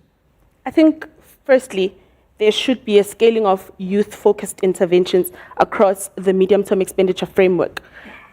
Skills development, internships, and enterprise support initiatives should move from thousands to tens of thousands annually, with clear targets across municipalities to ensure spatial equity. Also, institutionalize youth participation in the implementation and monitoring. The plan has already identified monitoring and evaluation processes, but in this regard, use platforms such as the Gauteng Youth Advisory Panel, make them key stakeholders or key partners in implementation and ensuring that you resource them, you also give them the kind of responsibilities that they would need to ensure that monitoring takes place so that we can also hold government accountable for the young people that we represent.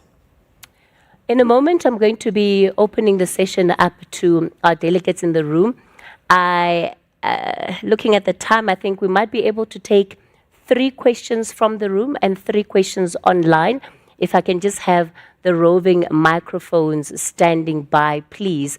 But before I do that, Ntatelo Khotla, just one thing on the institutional mechanisms and the need for reform. Younger emphasized, the fact that governance is a big issue. Often when we think governance, of course, there's corruption that takes the headline. But from what I was hearing him say, there's a lot that sits under there that then is neglected and is not attended to.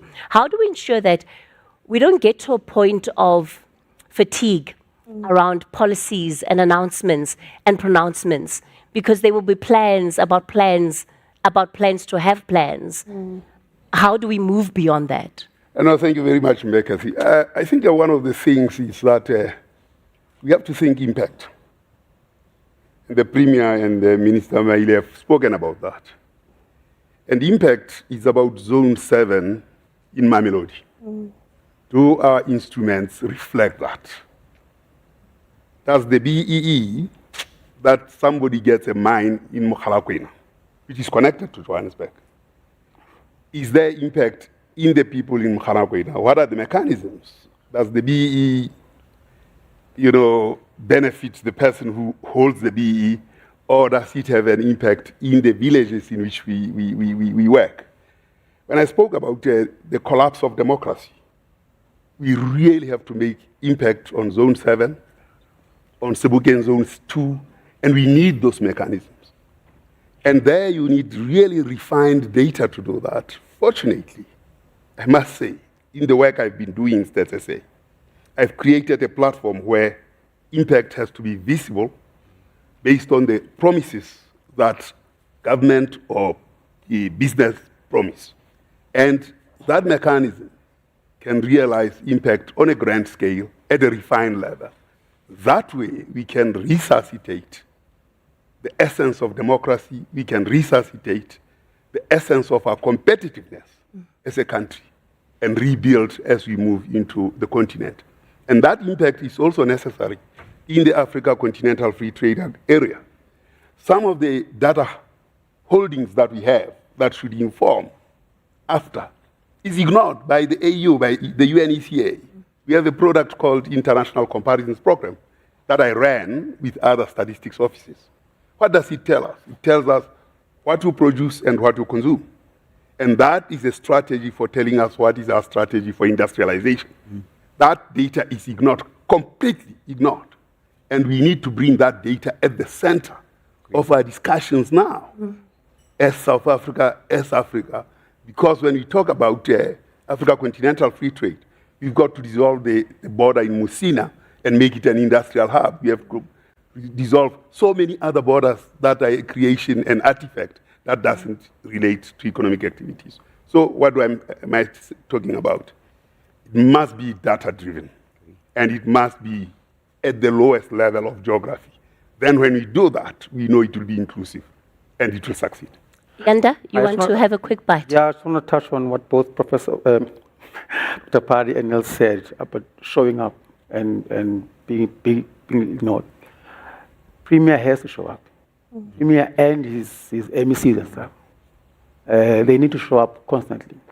They need to show up in various diplomatic functions. I attend a lot of these diplomatic functions and stuff.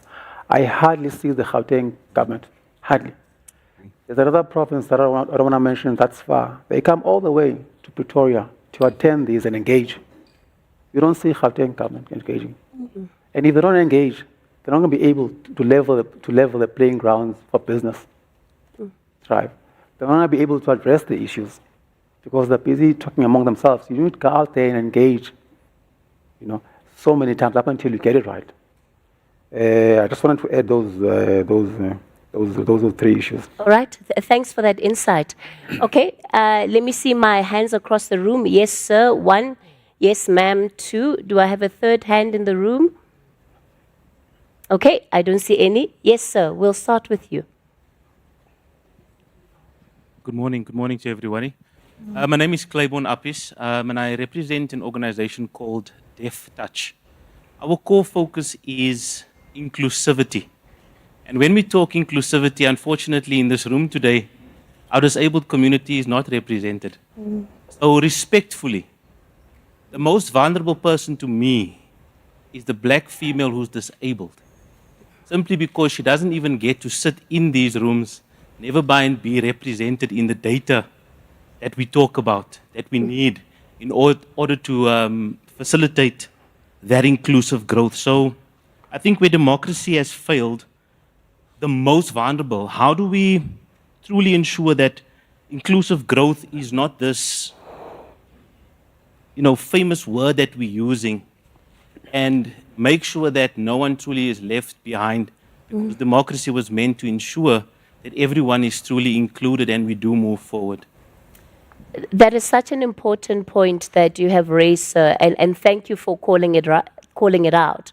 I don't think that it's necessarily calling the room out, but even calling the country out, because we certainly do not do any justice to some of our communities, particularly those living with disabilities. So thank you for that contribution, and I'll get the panel to respond shortly. Yes, ma'am. Good morning, panelists and everyone in the room. My name is Sarah Mabucha. I'm the MMC for Economic Development and Spatial Planning in the capital city. I just want to relate my question to Mr. Pollock. Mr. Pollock is our new TIDA board members. I think, he's the right person to be in the panel. So my question to him is that, seeing that we do have a Tshwane economic revitalization strategy, and the strategy is aiming to create a 3.6% in terms of the growth in the capital city, and also want to create close to 80,000 jobs, and we want to our investment value to be between 16 and 27 billion rand in the next 5 years. So, Mr. Pollock, my question to you is that since you are the new board member, how are we going to make sure that we do align what is being said or proposed here in terms of our Tshwane economic revitalization strategy? And Mr. Padiri was talking about the issue of the impact. How are we going to make sure that Tshwane is no longer the same Tshwane that we do know? Because as I always say, that Tshwane is rising and Tshwane is open for business, and we want all the investors in the room to come to Tshwane because we are created a very conducive environment for investments. For example, what we do, Dr. Pali was talking about the issue of the VIP investment. So we do have 200 VIP business that we did identify. In that 200, we are saying that if anyone wants to come to Tshwane and start business there, they don't have to queue in terms of, what your business, your municipal services or anything that you do need.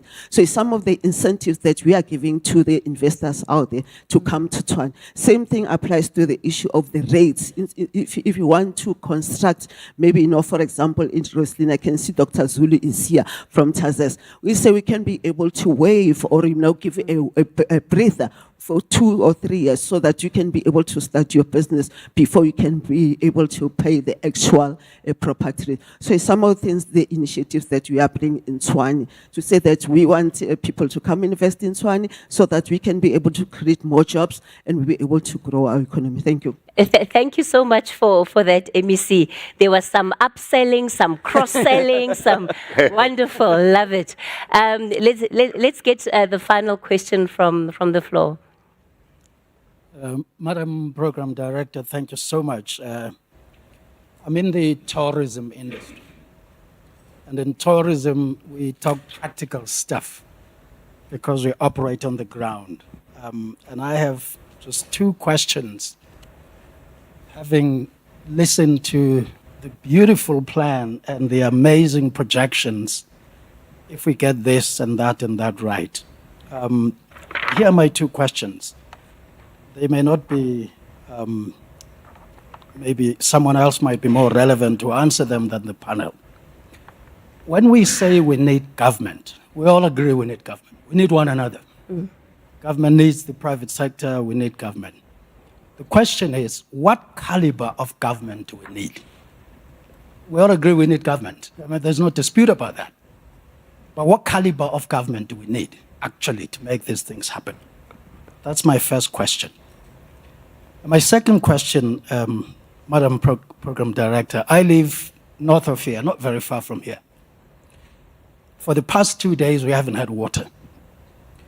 And my question is, what level of performance would we achieve if we just got the basics right?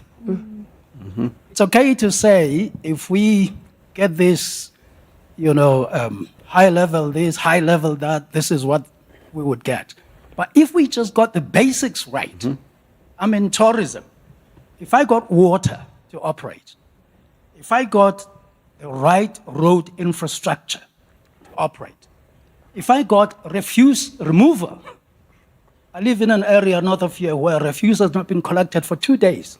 No water for 2 days, no refuse collection for 2 days. If we just get the basics of getting energy so that businesses, big, small, and medium, can operate. If we got those basics right, what would we achieve in terms of the growth of this great economy and the contribution to GDP? Thank you so much, sir. I'll also ask maybe that we pass one of the microphones. I'm not sure who from the Gauteng province is going to deal with this question, with some of these questions that have been asked. But I think if we get a microphone closer to Mr. Moholo, you'll deal with them, MEC Maile. All right. I'll give you an opportunity to do that shortly. Let me come back to the panel and give, Ntatelo Hotla, we'll start off with you, and then I'll come to you, Neil. There were specific questions for you as well. McAfee, I think, I've been in government for 17 years. I saw the plan for growing Gauteng together that was designed in 2020 by Premier Makura. And I've made the point that the national government didn't come to the party. And I'm making the point again, if it doesn't come to the party, this plan is not going to work. But this plan is so detailed, and it needs the support of business in Gauteng, not only in Gauteng, but the country itself. Because it's so crucial that with collapsed democracy at the moment, past the local government election, this country will go to the dogs if we do not follow this plan. I've looked at it, I've critiqued it. It holds the best promise. Yesterday I was with DID, Department of Infrastructure Development, and the convergence of the leadership here says to me there is promise. But we need business to be in the center. But we need monitoring and evaluation almost real time to deal with issues of water and sanitation. And it must be done at the local level where the water is leaking. It must be digitized so that there's reaction real time. We need that smart, the tools of sensing are available now. And we can sense things immediately and we must respond immediately. All those things, if we do them, they'll bring hope to people and we'll see democracy flourishing. And we need business to do those kinds of things. I mean, I don't want to sell what I've done, but as a statistician general of South Africa, now I can actually predict at lower levels of geography what is happening. I can measure impact at the lowest level of geography, 200 households in Gauteng. And that's what we need. We need to lay down that kind of information brought to almost real time from 2022 census, fertilized by the surveys that STSA does, because that longitudinal surveys from 1996 to 2022 is a very rich mesh, very, very rich mesh that we have to make use of in order to understand where we are going as a country. So, Dr. Lehota, I also want to touch on that issue of inclusion that was raised, because there are ways in which we make invisible marginalized groups in our society simply because we say nothing about them in our policy. And so where there's nothing said, it is implied that there's nothing planned. Speak to me about that, because in this plan as it is, do you think that there are specific ways in which those that are living with disability are actually going to be empowered? We know what the national policy is, right? We know the targets that are set. I think it's sitting between 5-6%. I'm in a room with government officials, so I know I stand under serious correction there. But even on those very low targets, we are not doing well at all. How do we change that? That's why I'm so passionate about what, and there's a lot of background on what I did and came to these kinds of observations. That this plan, I can log it on, and then I'll see how it manifests in Zone 2 in Soshanguve. One of the things that we have to do is to link industrialization to what happens on the ground. The extractive industries like mining, extractive industries like manufacturing in South Africa, that doesn't give concern to the schools that are just a kilometer away from where they manufacture. We need a foundry. Every school in South Africa must be a foundry, because the crisis we face needs that kind of action. And these tools I've developed suggest the pathway to those things, and they link up with these development programs. So when I say a few beautiful words about this, it's because I know where we were before. We ignored scenarios. Once we ignore scenarios, we don't have railguards that guide you to the right thing. We don't have scenarios as a government. We used to have them in even the Montclair scenarios, which created gear. They were followed by the future, the memories of the future, and the future we chose. Beyond that point in 2008, we never had scenarios. And that doesn't give line of sight for business to operate. So those are the tools that we have to bring together. Okay. I think to touch on the question of inclusion, this is why the Gauteng Youth Advisory Panel exists. It was young people from all walks of life were chosen to be part of this panel, from civil society, young people who are marginalized, women, disabilities. And this is why it's important to invest in the panel, to resource it, to ensure that we hold the government accountable in terms of including people who are marginalized in rooms like this. So if the work that we do is seen and is talked about more, then it would help us also hold government accountable. Okay, Neil? Sure, my boss. So just to go a step back, the reason why I took on the role was exactly because of MMC Sarah's response at her economic investment opportunity. And she spoke on stage, and afterwards I went and checked and I said, is she really telling the truth? Is she really doing what she's saying? And everybody kept coming back and saying to me, it's real. What Tshwane is doing is real. And what they've gone and done is that they've said, if we don't look after our biggest companies, nobody else can thrive in this space. So they went and identified their top 200 companies, and then they created a mechanism to fast track understanding their needs and what needs to be done. Last week I was in a meeting with an exceptionally important company that can really make a change in the continent. And the mayor looked the guy in the eye and said, if you don't tell me what I need to do in our city, how do you expect me to help you? And that was a direct conversation with such an important anchor tenant. And I think the mayor of Tshwane, she's brave and she's young. And that makes me excited because that brings longevity into the system. And she's starting to talk to business and saying, if you don't tell me what's broken, if you're not telling me what's right, but you also need to tell me what we're doing right so we know where to focus our time. And they are putting focus on business because they know if they don't make business thrive, nothing else can find its space. And that's what's so important. And, I've spoken to, I know Johannesburg well, and I know the western districts of the province well. I don't know the east and the south well. But there are hard-working people that work inside these structures that want to do it. But business needs to come and stand up. To speak to that gentleman about water, last night I put a challenge to the team about creating a pilot, and there's an area in the city where 4,000 people jobs are at risk. And water happens to be the issue. And I said, can we not take the action lab and do a real-time proof of concept? Somebody replied to me at 10:10 last night and 3:03 this morning. Sure. That's how the province is working. And I can tell you that's how the cities are working. To come back to the question that both you said, somebody needs to call me out next week, Friday, and ask me what has Saki done about this. You're working with a young entrepreneur that's going to be speaking in the United Nations about a platform. He's got the Minister of Economic Small Business, the Minister of Small Business on board. He's got the AU on board.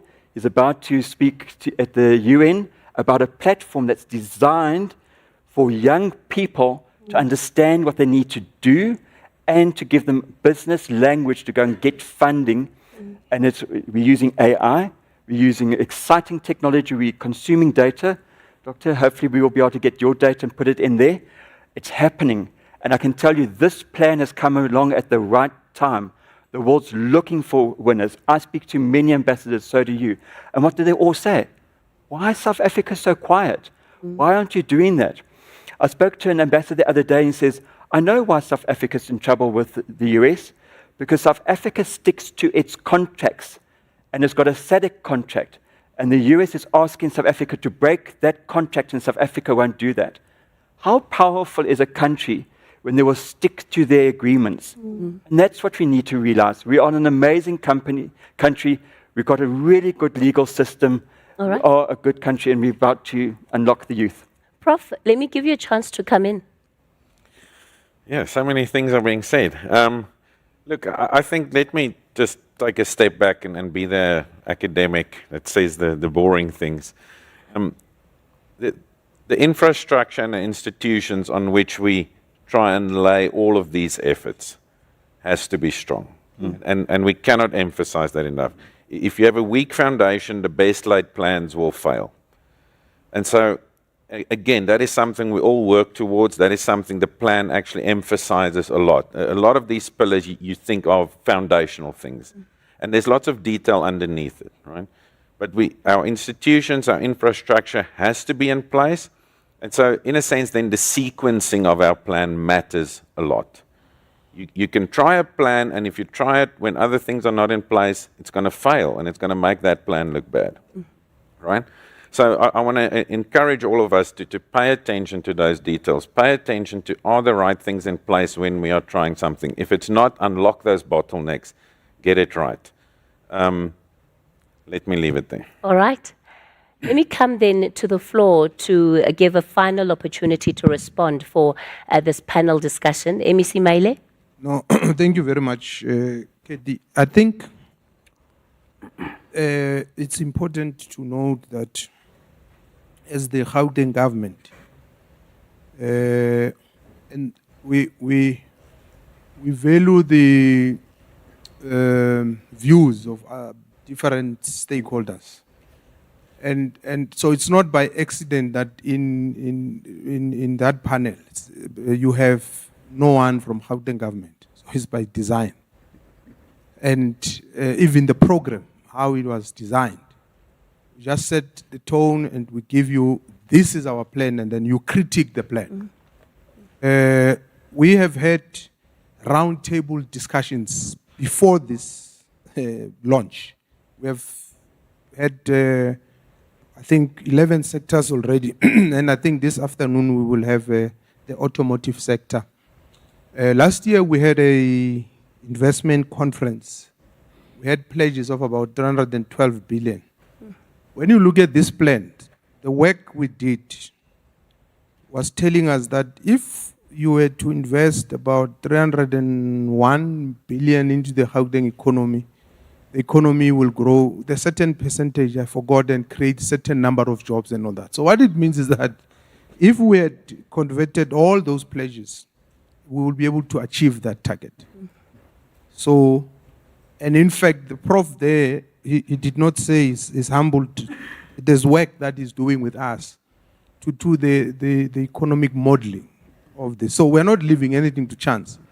And I know sometimes people will say, no, but you're planning a lot and all that. But you can't implement if you don't have a clear vision and understanding of what is the problem and what needs to be done.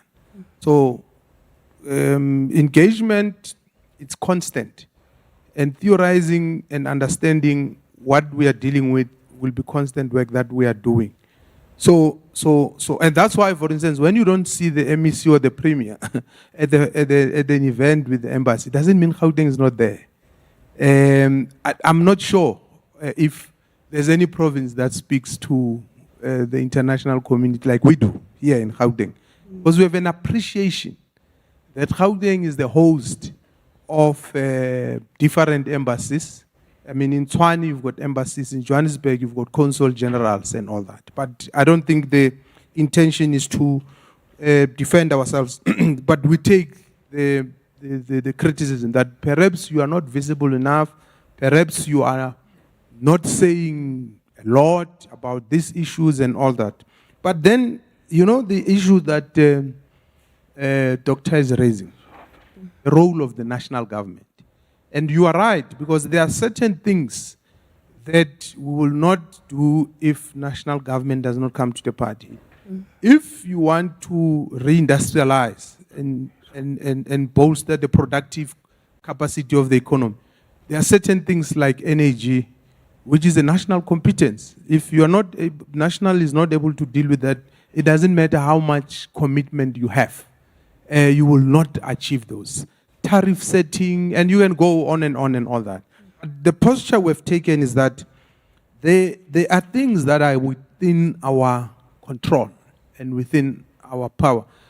So let's start with those. Do them right before you even complain with national and all that. I'm finishing now so that I'm not giving you another speech. But I thought there are very, very important issues that are being raised, and I don't want to get to that, including the issues of vulnerable groups and all that. We take that, and I can go in detail about the work we are doing with every sector. And it's actually strange that we don't have other groups.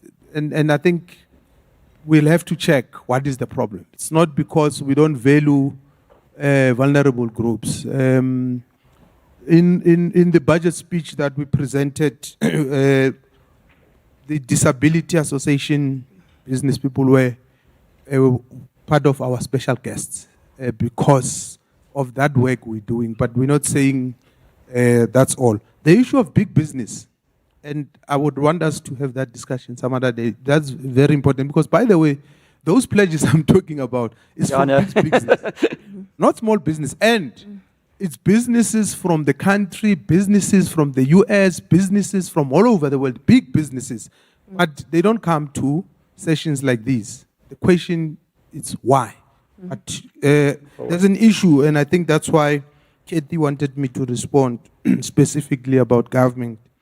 I mean, what caliber of government you want? That's a question you must answer as a voter. What caliber what kind of government do you want?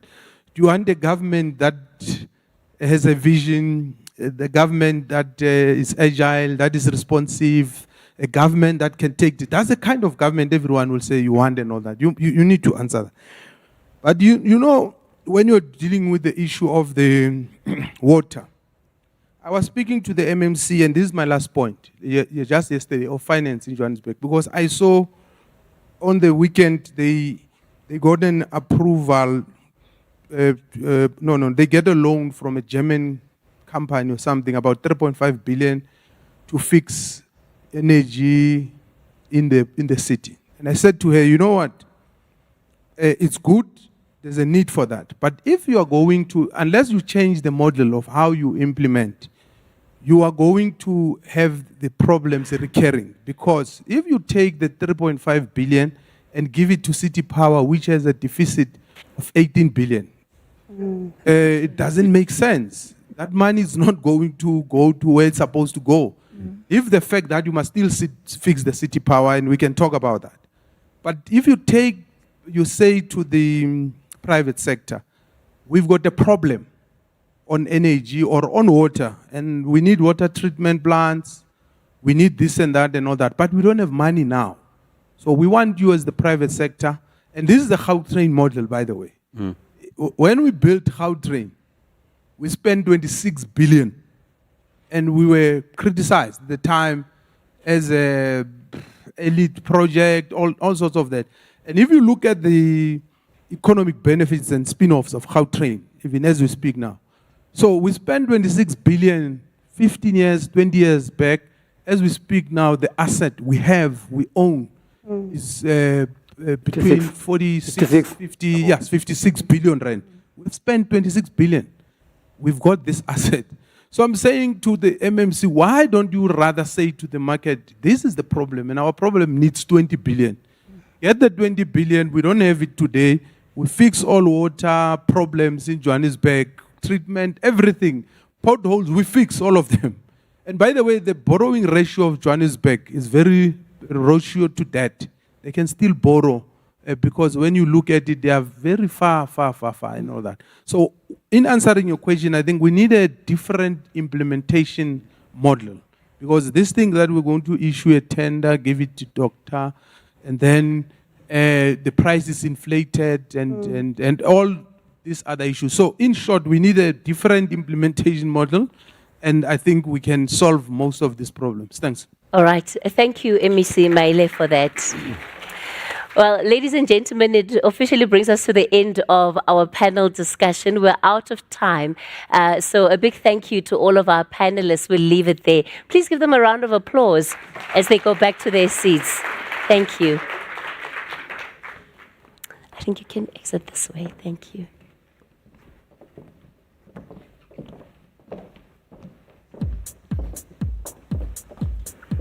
No, you can.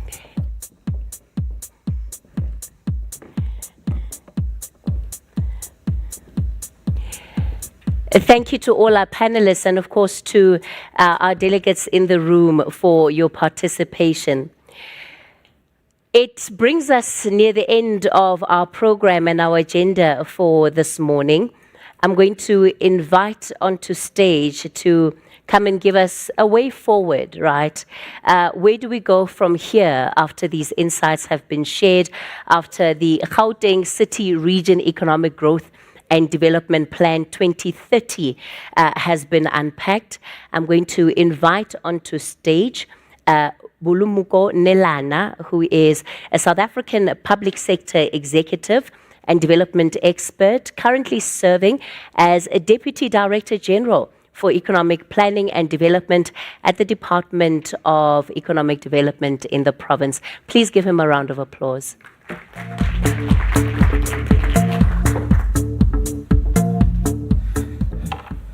Sometimes when people read your short bio, you have to think twice, because it's close to, or rather it's similar to what do that thing they read at funerals. Ladies and gentlemen, my name is Bulumko Nelana. I'm the DDG for Economic Planning at the Department of Economic Development in Gauteng. I have a very simple task to say what next and thank you. So I'm going to stick to that, and I'm not going to try and rehash some of the things that have been said, just in case I limit my career possibilities. So let's begin. I want to start by revisiting two scholars that said things that are similar to the things that were said today. The first one is an Italian professor, Professor Manuel Castells, who says on productivity in the information age, and I quote, "The promise of the information age is the unleashing of unprecedented productivity capacity by the power of the mind. I think, therefore I produce." The second scholar I want to quote is Professor Danny Rodrigues, on growth without manufacturing. He says, low-income African countries can sustain moderate rates of productivity growth into the future on the back of steady improvements of human capital and governance. But the evidence suggests that without manufacturing gains, the growth rates brought about recently by rapid structural change are exceptional and may not last. Close quote. He also says elsewhere, now that China, the advanced economies, and most emerging markets are all slowing down, the question whether Africa's high growth can be sustained looms large. Prospects for industrialization appear poor. Close quote. Now, those words, colleagues, are a reflection of the complex environment we're operating in. And this plan, by no means is an exception, and therefore not affected by those complexities. We are operating in a very fluid environment, and intentionality is going to be very important for us to take this plan forward. At first, we need to stick to the strategic direction set out by this plan. And to this point, I must, at this moment, thank the leadership of MEC Maile for insisting that we do this work at the pace he set and focus on the things that he wanted us to focus on. This was an exceptional challenge to Team GP or Team GDE, but indeed I think the colleagues pulled it through exceptionally. But also we need to resource the plan, focus on service delivery, which is the point that HOD Moholo was making about being execution-centered and focused. Because without that, in reality, all plans become pipe dreams. And for those of you, or of us and you who are students of development planning, we know of many plans that are as good as the paper they are written in. But there's hope that if we do what we say we are going to do, we resource it, we get the right people to do it with the right skills, we will be counted amongst countries like Singapore, Denmark, Brazil, India, and South Korea, whose culture of development planning has produced livable cities, human-centered cities, efficiently run cities, cities that have got beautiful civic spaces, but also smart and digitally governed cities. So if we achieve all of these things, ladies and gentlemen, we should be able to come back here 5 years down the line as this group and many other colleagues that will join us along the way and say on this day, on the 19th of March, 2026, a few ambitious but dedicated people sat in this room under the umbrella of Business Day, convened by the Department of Economic Development in Gauteng, led by Premier Lesufi to decide what course of action to take to change the pathway of this province economically. So therefore, ladies and gentlemen, I wish at this moment to thank our program director, Kathy, for a sterling job she did. Team JP is very proud of what you've done for us, and we are very grateful. The speakers, the panelists, the guests, distinguished guests that we have today, but more importantly, the colleagues who slogged into the late hours and the early morning hours trying to write a very complex plan, critique it, fought a lot, drank copious amounts of coffee, drank Red Bull and other energy drinks to try and survive a very challenging process. Thank you, colleagues, for your dedication. The South African population needs people like you as dedicated civil servants. And lastly, thank you to the media, and thank you to our hosts again. We will indeed keep in touch. We see this as a living plan, a plan that should be critiqued, reviewed, and be actioned in the action labs regularly with honesty and dedication. Thank you.